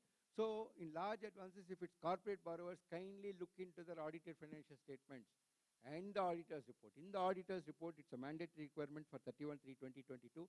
In that, if the statutory auditor has mentioned that the figures of stock reported for the bank is say 1 crore, and as per the financial statements is 83 lakhs, the 17 lakhs is overstatement to the bank. To that extent, they don't have the drawing power, and if they didn't have the drawing power, they would not have been classified as a standard asset. The statutory branch auditor for 31st March 2023 on such accounts is duty bound to see this. If you ignore this, you can be hauled up. So in large advances, there is an additional duty and obligation to look at it and accordingly consider the status of the account. Having said this, not only this, even the financial statements otherwise we like to see, this is the auditor's report. In the audited financial statement, if you see the current ratio as 1.07, what does it mean? Or you say the current ratio is 1.38, what does it mean? And if I have to tell the margin is say 20%, because there is a relaxation in the margin limits.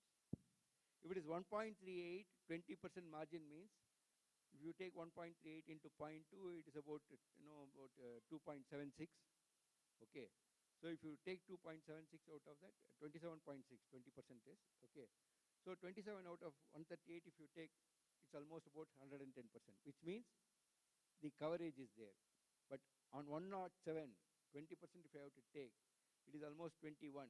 So it comes to 86. For every rupee lent by the bank, the asset cover, current asset is only 0.86. Does it give them full drawing power? There is no drawing power. Then you will have to see what is outstanding. If the outstanding is also less and the drawing power is also less, the account can classify as a standard asset.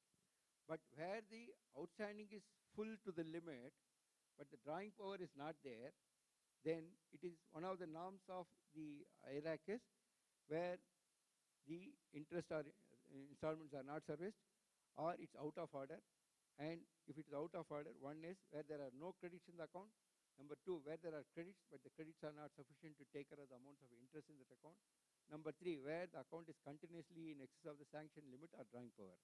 So here we will see it is continuously in excess of the drawing power. Though the sanction limit, it is below that. In such a case, account warrants we classified as non-performing advance. This is a duty cast on us. Kindly go through that. So verification and making an analytical exercise of the audited financial statements of the previous year can throw a huge amount of information and value to us in doing the audit. Based on that, we need to take a call of doing large advances. And not only large advances, if you find that something more is there, you'll have to look at it. So this is one way of looking at it, and the responsibility on large advances is mandatory. Other advances, we can still do that. And also look for, during the current year, take a dump of dates on which fresh advances are given and the type of products for which advances are given. If you find on the 27th of February 2023, Mudra loans of 349 accounts to the value of about 8 crores is given. You know, these are all schematic advances, okay, given for specific schemes. These are all the ways in which fraud gets done. On the same day, one person with the connivance of other person can bring in, the KYCs would not have been checked, lot of individual accounts would have been credited, amounts would have got siphoned. This is how the frauds happen in the bank. Take the dump of fresh advances. If it is dispersed throughout the year on different products and on renewal of regular accounts, or borrowers who have been with the bank for long years, whose KYC is known, then you are reasonably assured that these are all not getting into the fraud zone. But you find schematic advances in a crowded manner with large advances, new clients being given, you will have to have your antennas up as a statutory auditor to look whether it has a fraud angle to that or not. And if you find 9 out of 10 times, you will find it's a fraud. We have seen that in many cases, not only small Mudra loans, there are schematic advances, including your go-down loans, where almost about 40% subsidy used to be there. It's called CA BGL. Okay. So, and the values are 8 crores, 10 crores. And these are all treated as agricultural advances. And there's a moratorium period of 4 years for non-repayment. After that, because of the policies of the government in not being able to obtain enough quantities of food grains, they don't store that. So these godowns are all empty, and they are given periodic amount of extensions. and it's not classified as NPA. Okay, and you will find at the end of it, there would have been a mela where one person would have, politician would have come and said, okay, we'll give you these things. The farmers would have put on that basis. So these are all schematic loans which are prone to fraud, which as auditors, please look at it. And I'm sure that if you look at it, you will find. Going to a bank audit is like a gold mine. You touch anything, it will fall. And everything will be, automatically you will be able to pass MOCs. That is the type of things which will happen at the branch level. Okay.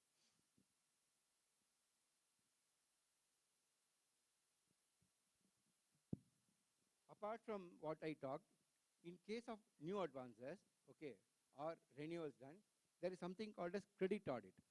A credit audit is mandatorily to be done in all advances, which is beyond 50 lakhs, where all the credit terms, whether it is complied with the branch, whether it is the documentation or getting the, the registration of charges done, all these things, and whether the proper procedures have been followed, there's a credit audit is done by a different team, and that report will also be available. If you access this credit audit report, you will be able to find compliances.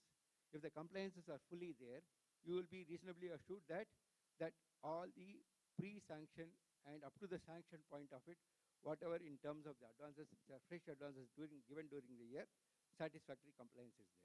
Okay. Similarly, there's also a legal audit that talks about whether the capacity to borrow is there, whether anything, the immovable properties are capable of being given as security. Okay. All that legal audit also will be there. So in large advances, kindly ask for this credit audit report and legal audit report. Keep it as part of your documentation. And that can also throw some light. There they would have said, these are all points are there, these 3 points are yet to be done. Those 3 points, whether it is done or not, you ensure. If it is done, you are sure that it's all correct. There is a register called CERSAI. All the assets which are charged to the bank are all uploaded onto CERSAI portal. So as a statutory auditor, what are the assets charged to the bank? You can find that any value above a particular threshold is mentioned in the CERSAI. Take the CERSAI, you will find what are all the securities given. If in a non-performing advance, they say something assets are given as a security, as per the CERSAI report, it's not there. You know that that security is not there. Either it would have been sold and auctioned, but they would not have removed from their system. They will still continue to show as a immobile property available, but the asset itself will not be there. So that would have got removed from CERSAI. So this is one way in which you will be able to have a secondary verification of the assets charged to the bank on which the securities are available. Okay. And in non-performing advances, be careful. If there are 2 properties, one is sold, the other one is lying, the asset which is sold and realized would have brought down the balance, but the value of the security is not brought down. You have to pass an MOC to bring down the value of the security to the existing asset alone. The third aspect is CIBIL. CIBIL is a report which is required for all borrower accounts which is in excess of 5 crores and above. It's mandatory. Not only 5 crores, it's now almost available for all. And on a weekly basis, every Friday, the banks are supposed to report it to the Reserve Bank of India about the CIBIL status of the various borrowers. And this report in large advances, kindly take a copy of the CIBIL report. In the CIBIL report, 2 major things are possible. One is the credit score. The credit score in excess of 750 is very healthy. Anything less than 600 is not desirable. Anything less than 500 is default status. So based on the credit score itself, the first level of cut will happen. Second, the default in various individual loan accounts will be mentioned, whether it's of this bank or any other bank, which gives you an idea of the threat of the account being standard or not. The third and most important aspect is whether the borrower has committed any fraud or not also will come as a separate line item there.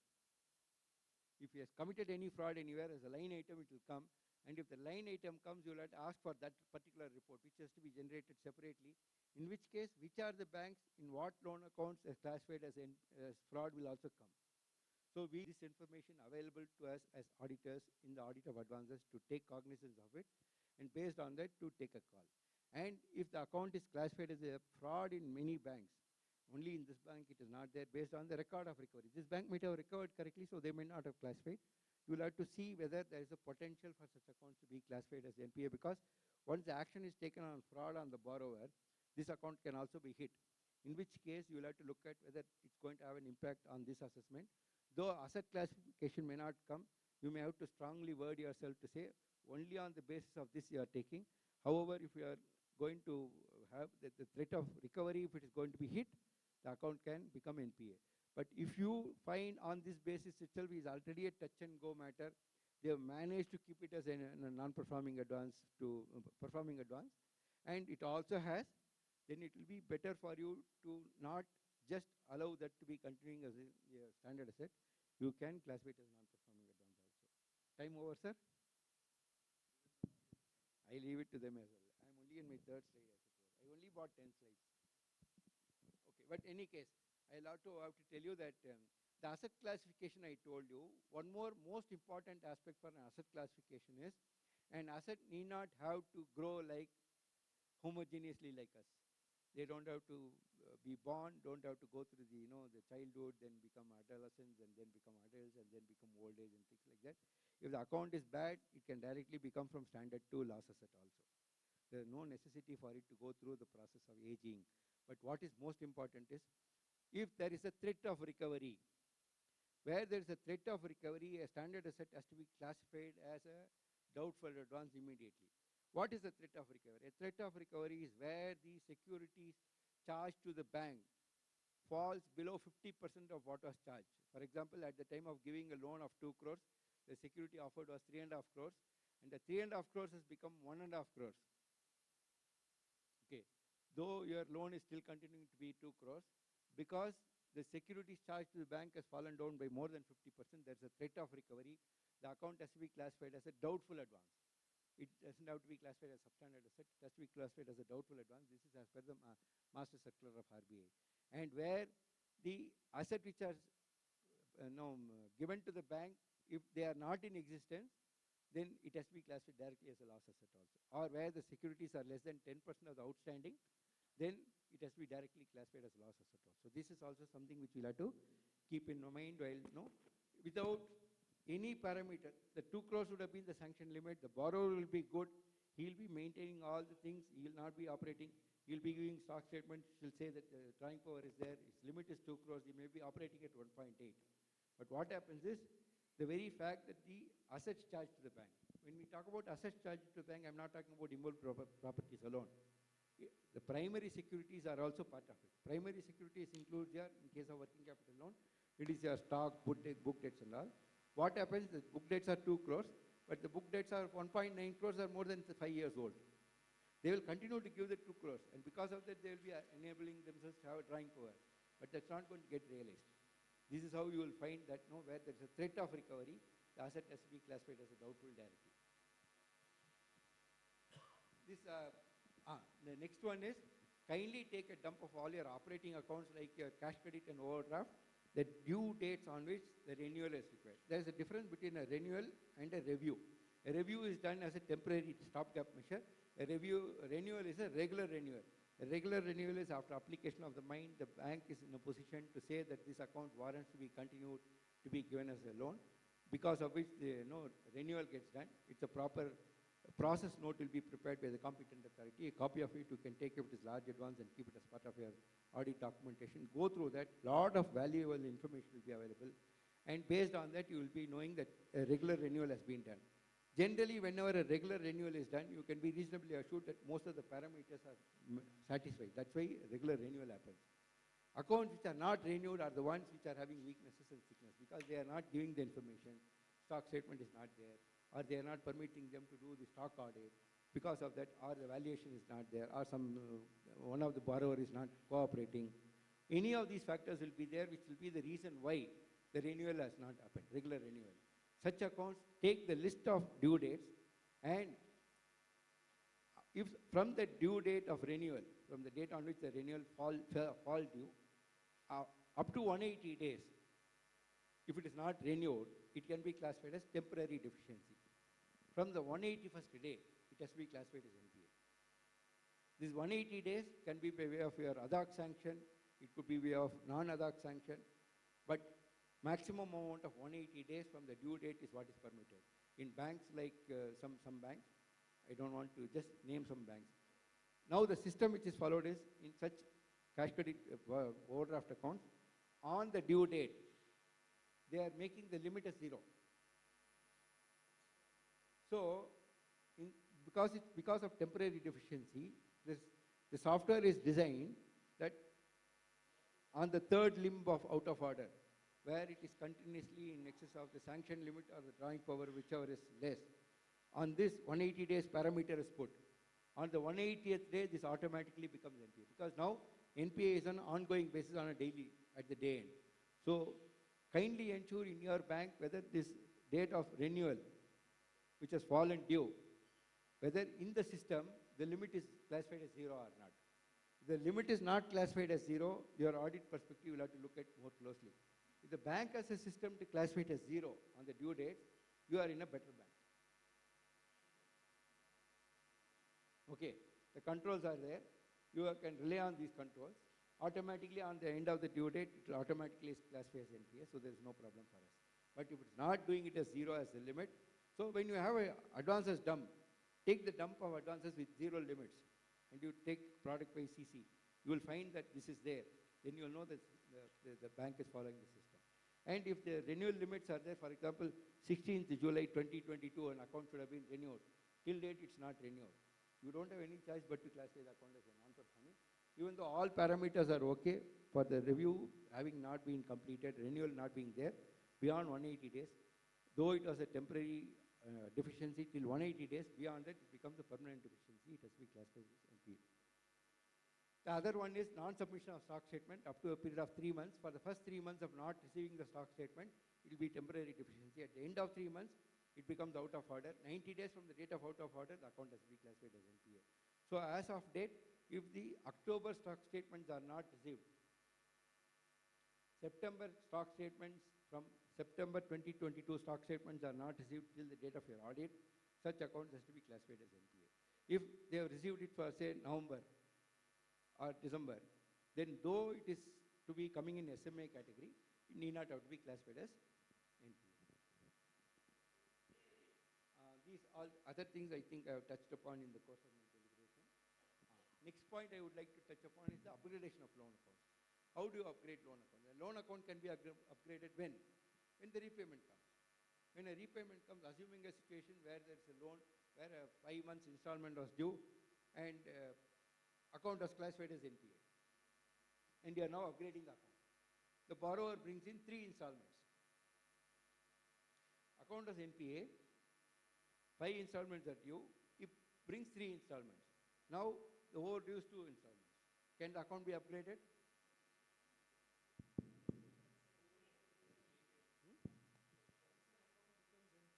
For it to be classified standard, the entire overdue should be clear.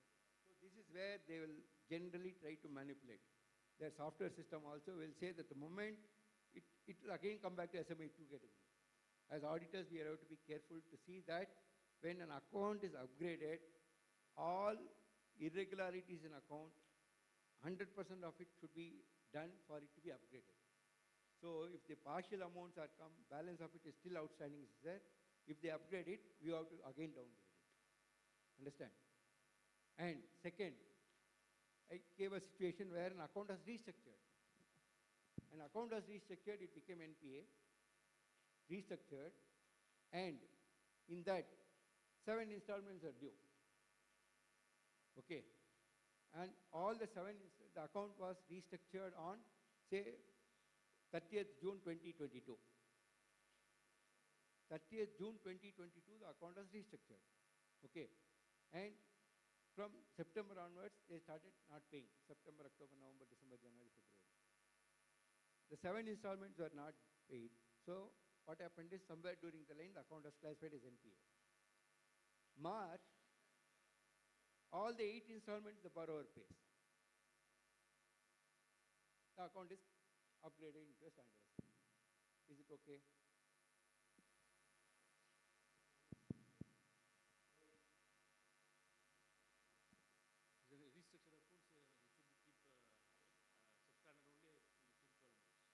So here is a situation where the entire arrears having been paid, 0 arrears being there, Though the account was classified as NPA and all the amounts are paid, even after all the amounts are paid, the upgradation is not possible in a restructured account for 12 months from the date of its restructure. It has to lie in the asset classification, which is the lowest asset classification. So the account was restructured in 30th June 2022. The account cannot be upgraded even if it is regular at least till 29th of June 23. So it has to lie in the classification, though there is no outstanding arrears. But banks would have upgraded this asset. This is where we are supposed to see the upgradation is not in line with the RBI circular. We have to pass an MOC and downgrade it again and give the reason why it is being downgraded. Due date of interest applied, now they have brought in that interest as and when applied becomes false due. Till the last master circular, interest was due at the year ends, the quarter ends. Now in 1/4/2022, they have aligned it to say, as and when interest is applied, it is due. So this is a change between the master circular dated 1/10/2021 and master circular dated 1/4/2022. Realizable value, interest, asset classification. We come to assets on consortium lending. Consortium lending, there are, say, 5 banks. In 4 banks, asset is classified as NPA.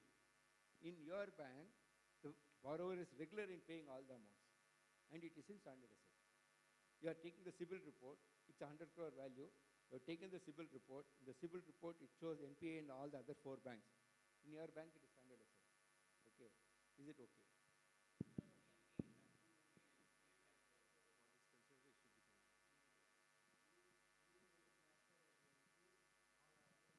One member classifies as NPA, all members should classify as NPA, like asset classification. One account NPA, all accounts NPA.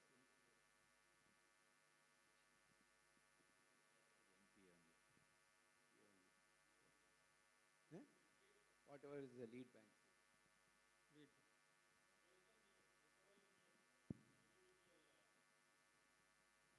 Very good, sir. When it comes to asset classification in consortium advances, it is on the basis of record of recovery of individual member banks alone to be considered. Notwithstanding the fact that in the other member banks, if there is a default and the account has become NPA, is not a reason for you to classify as NPA. If the account has become an NPA in the lead bank, does not mean that you have to classify it as NPA. It is your record of recovery which you've done. Then there are 2 other aspects which will come into place. Number 1, I told in the other accounts it's NPA. What happens if in all the other 4 banks it's fraud? In all other 4 banks, it's not only NPA, it's also classified as fraud. And you are the lead banker. When account is classified as bank fraud by the other bankers, account being the same and it's a consortium advance, the recovery suit and other things will happen for the borrower as a whole, not on the basis of individual member banks' requirements, based on which, if account is fraud account and other things, 99.99% there would have been fraud in this bank which has not been identified, which gives you scope as a branch statutory auditor to identify and report fraud of that particular account. It's only that this bank has closed its eyes. They are not classified. You will find that this account is still classified as fraud you have, and if the fraud value is more than 1 crore, there's a duty directly as a branch auditor to report to RBI. If you, in the course of your audit, if you find any advance above 1 crore having fraud connotation, you have to report to RBI. Anything less than that, you can report to the management. This is an obligation, statutory obligation. It is not that it's left to your discretion. Okay. This is how we'll have to do it. Then the third aspect is, in the same 5 banks, what happens is, in your particular borrower account, monies have not come. But the borrower has paid all the monies to the lead banker. 5 installments have not come to you, but the borrower has not defaulted. He has paid all the money to the lead banker has not given you. What should be the asset status? Is the borrower a defaulter? He has not. He has paid all the sums. Is the account to be classified as NPA? No. Why? The reason being, the recovery is done generally by the lead banker, and the lead banker's obligation to pay to them. And normally what happens is that the lead banker, once he has received the money, if he has not paid before this date, okay, there will be communication, and there may be a reason why it is not paid. And unless the lead banker repudiates this claim, because if it has become NPA and they have taken action for recovery and other things, in your bank it is standard asset, and because of that they are not paying, and the realizability is in question, only it has to be classified. Otherwise, even though the money is not realized in your account, the account need not have to be classified as NPA. So these are the things in relation to consortium advance. Accounts with serious erosion in value of security, I think I talked about it, value of security falls down. For example, you are in the export of goods, which normally used to be going to Ukraine, and that is done on a specific order basis. Now with Ukraine having all its problems, we are not able to export it. The value of the same product, though it's good, may suddenly fall, and it may not have a ready taker. So because of that, there's a sudden drop in the value of security. That can give rise to the account being classified as a non-performing advance also. Frauds, it's a huge topic by itself, but let me touch upon what are all the things which could possibly come under what. Finally, I'm going to leave you with that slide on EWS, that is here, early warning signals, and that's, I leave it to you. But before that, I'll touch you. As a statutory branch auditor, you also have to call for and take what are the RBI commented accounts of the particular branch. If there's a 25 crore advance, there is a possibility that Reserve Bank of India might have made a comment on such an account. But that comment will not be available at the branch level, it will be at the zonal level or at the head office level. So you'll have to ask for it. They may not say anything, they will say nothing. Ask them to give it in writing. The moment they say no, even if it is there, you will be insulated, because there is a conscious attempt to not give the correct information called for. You are expected as an auditor to call for information.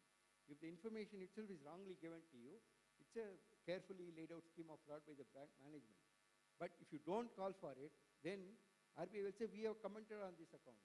Why have you not called for information? If you have called, you would have got it. If you would have got, you would have classified. So get it. And these accounts warrant a higher provision than what has been done, because they have much more information than the branch auditor has. Including the central auditors have to go through the AFI reports, which also are not given to them, but they are permitted to take notes of it, and based on that, they will also be able to look at it. So this is one.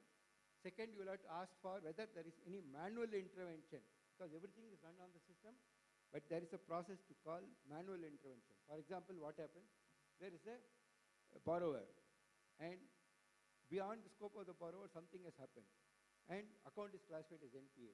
He goes to the court. The court gives a injunction. When the court gives an injunction and says not to be classified as NPA, even though as per the RBI norms it will be classified as NPA, they have to give respect to the court, otherwise it will become contempt of court. So it warrants what is called as a manual intervention. So at the back end, a manual intervention and a report of manual intervention is periodically tabled to the management. Based on that, the manual intervention is done. And the manual intervention copies are available. In your branch, ask whether any manual intervention has happened. If they say no, to that extent you can rely on that. If they say manual intervention has happened, then you'll have to see why the manual intervention has happened, whether the manual intervention is correct or not. If the manual intervention has been done with the idea to sort of circumvent the NPA provisions, then you will get information readily available for you to look closer, and that can result in MOCs being passed.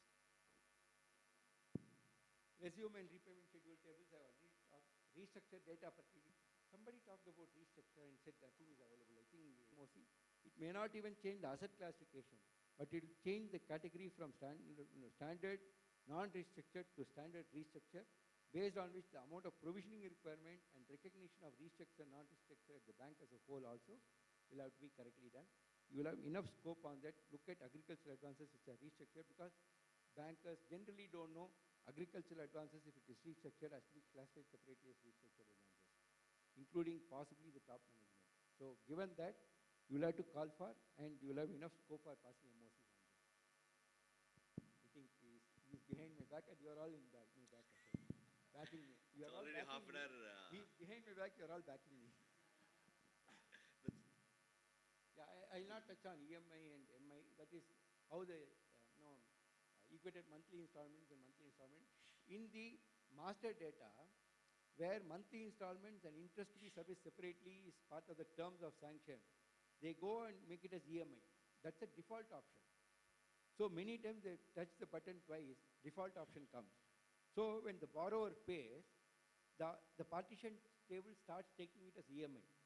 It doesn't recognize the interest is falling separately due, because the terms of sanction is monthly installment and interest to be separately serviced. Since it takes as EMI, the system does not classify such accounts as NPA. Whereas if you actually work out, you will find number of installments, 6 installments due, X amount, 1.5 lakhs into 6, 9 lakhs. Interest charge on the account, 2.1 lakhs. 11.1 should have come.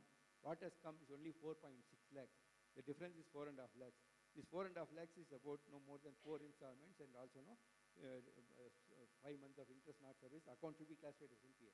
What the system does, EMI is 90,000, 4.5 lakhs has come, 90 into 6, 5.4 lakhs is due, 4.5 has come, 1 installment is only overdue. System does not recognize it as NPA.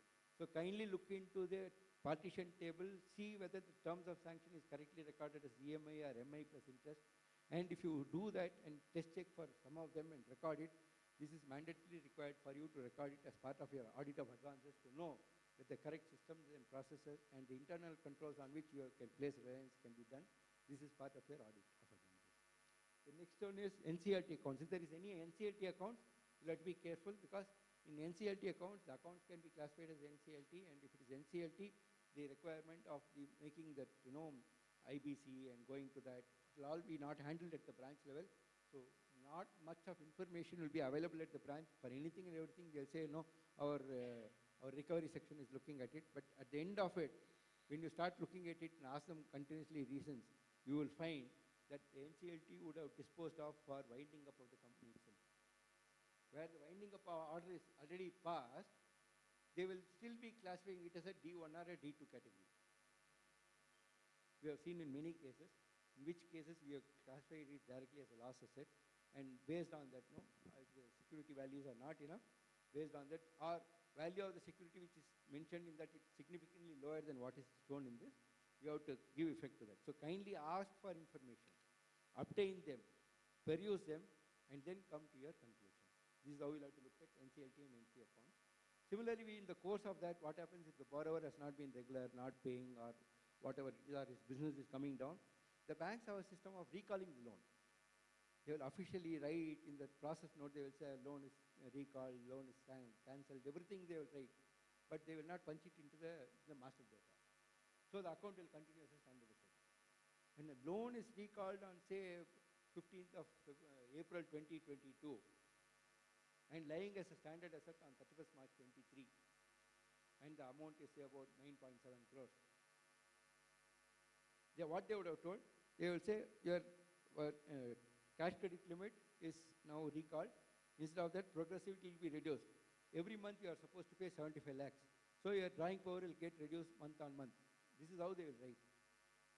But the system will not reduce the drawing power. The outstanding will be 9.6 crores throughout the year. The asset will be classified as a standard asset. If you find the moment the account is recalled, the limit becomes zero. And if they don't recall immediately but progressively reduce the limit, the drawing power has to be in the system has to regularly come down. And based on the drawing power and the outstanding, the classification has to happen. These are all ways in which the banks don't classify advances into non-performing advances. And the duty cast on the auditors to look at it and classify that accordingly. Kindly take note of it. Sir, what happens if there is a loan which is 9.7 crores? What will you do? You will take the statement of account. I told you, get a dump of the resume. You will also call for the file. You will call for the renewal. Renewal in most cases would not have happened. It will be showing that number of days renewal is more. Call for the file. When you call for the file, you will have enough of, it's a gold mine. You go through the papers, you will find that possibly you should be classified as a fraud account.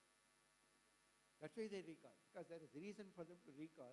You go through that, then take a call whether it's a fraud or only a non-performing advance. Based on that, you will be able to do it. Not very difficult. As far as audit is concerned, I know all of you will be able to know. We need to tell you where to look for what, that's all.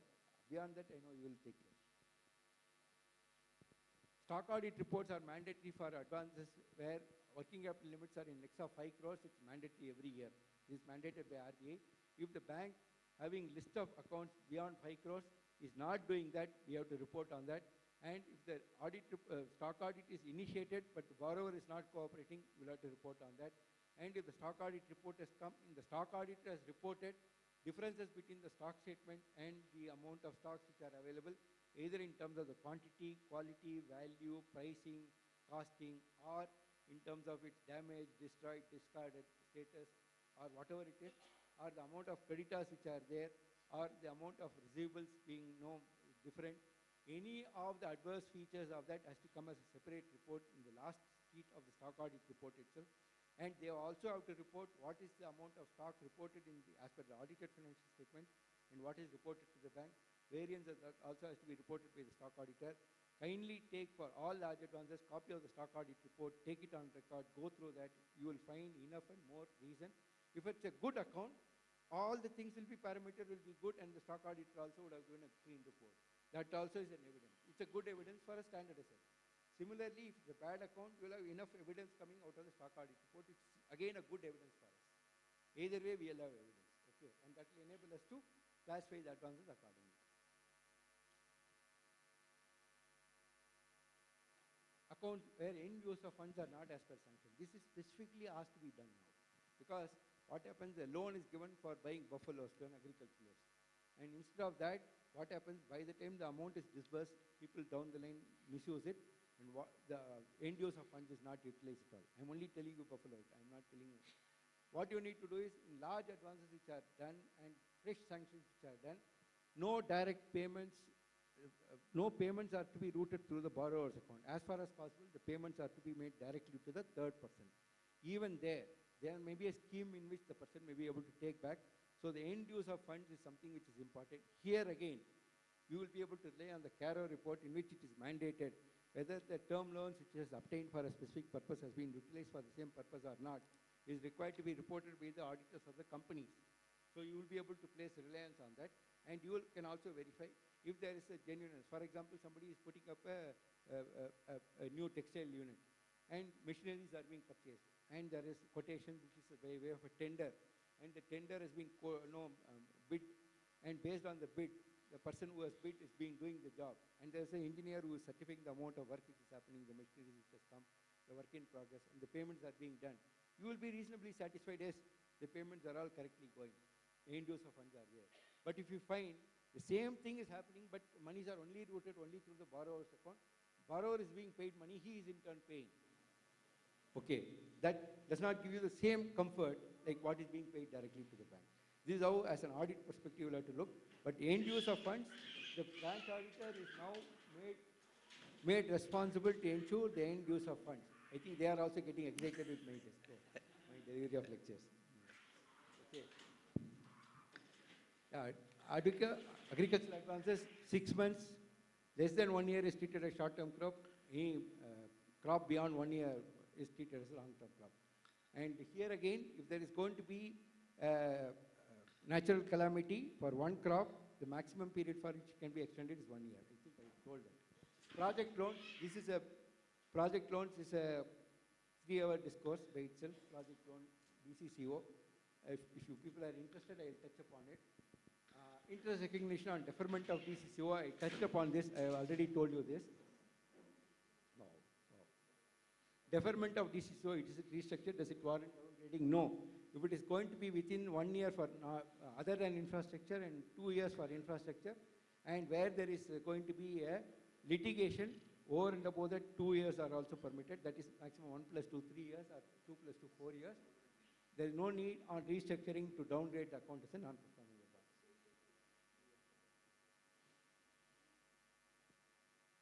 All these are in terms of quite a few of them I have touched upon. These are here. This is in terms of the fraud. Fraud again I have touched upon it. These are, I am leaving you with what is an early warning signal?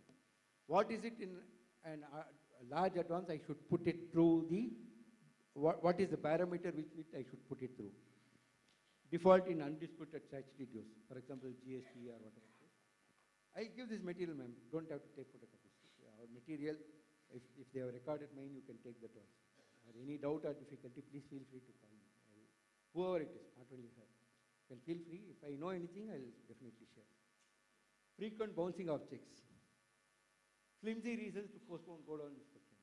Frequent ad hoc sanctions. Not routing sales proceeds. High value RTGS. Substantial increase in unbilled revenue. Variations in stocks reported. Significant movement in inventory disproportionate to turnover. Significant increase in working capital borrowing as a percentage of the total turnover itself. Inflation in value of security offered. Substantial related party transactions. Raids or searches by income tax, GST, sales tax, or central agencies. Frequent resignation of key personnel of large organizations. These are all some of the things out of the early warning signals. There are totally about 42 line items in the early warning signals. I'm sure the moment you have seen this, you know that unless there was a weakness in the account, any of that is not permissible to be there. And in large advances, if you see, kindly report them. Not everything will warrant asset classification change, but then what you have seen in a large advance, you are expected to report fully. And that is either as part of your class 5 advances in your long form audit report, either in terms of your pre-sanction, post-sanction, disbursement, any of those stages, you will have to report on that. It will all get covered, including on the amount of any significant deficiencies found in large advances. Friends, I'm very thankful to you because on a long day, right from just 45 minutes extended, sir. Morning till evening, you are all seated, and the amount of rapt attention you have given me, I think I've been running temperatures for the last 3 days. It was worth for me to come and enjoy your company today. Thank you very much.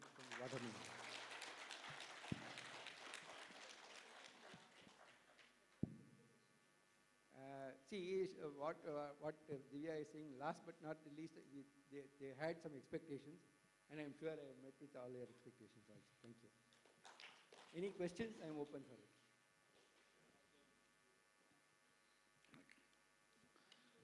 Sir, Rejo. Mike. Also shows the amount of confidence the branch and all of you have on me. Thank you. So he's having question.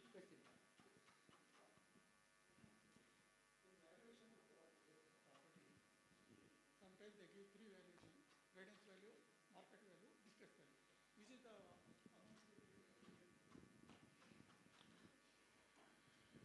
RBI has mandated that where the value of security is more than 1 crore, not one valuation report, two valuation reports should be obtained. Then the market rate, then the guidance value, distress value. Okay. Distress value, if the account becomes NPA, okay, then if they have fixed the reserve price, and if the reserve price is equivalent to the distress value, though the valuation report is higher, giving all these three, you have to take the distress value. If the reserve price is maintained at guidance value, not the market value, you have to go by the guidance value, but never the market value, because market value is not the realizable value. Always it could be at that level or anything plus or minus. But the guidance value, normally guidance value, whether for the tax purposes or other, is always lower than the market value. So guidance value is a reasonable parameter, but again, if it is going to be beyond 1 crore, we'll have to get two valuation reports, and the lower of the two has to be considered. With these other questions, we'll take offline. Feel free, send me questions. Hope we had a wonderful session. I think 45 minutes extension itself is witnessing the same. On behalf of Bangalore branch of SARCF ICA, I thank the speakers, CA P R Suresh sir. I request Secretary of the branch to present a memento and continue, have a formal vote of thanks for the day.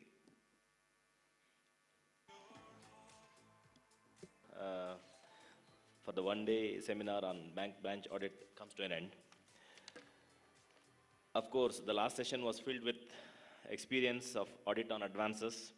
He has every circular and master circulars on his tip of his tongue. Thank you, P R Suresh sir. Members with 6 hours of CPE and the enriched knowledge on bank branch audit. I hope Bengaluru branch has lived up to its expectation.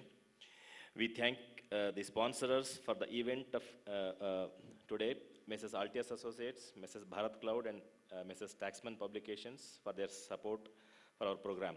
Now I request CA Divya Madam to present a memento to the speaker.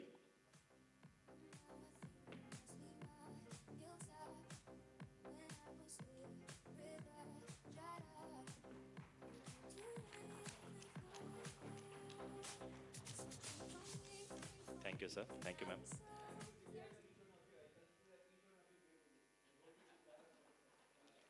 Yeah. We also thank Auditing and Assurance Standards Board of ICAI for organizing the seminar.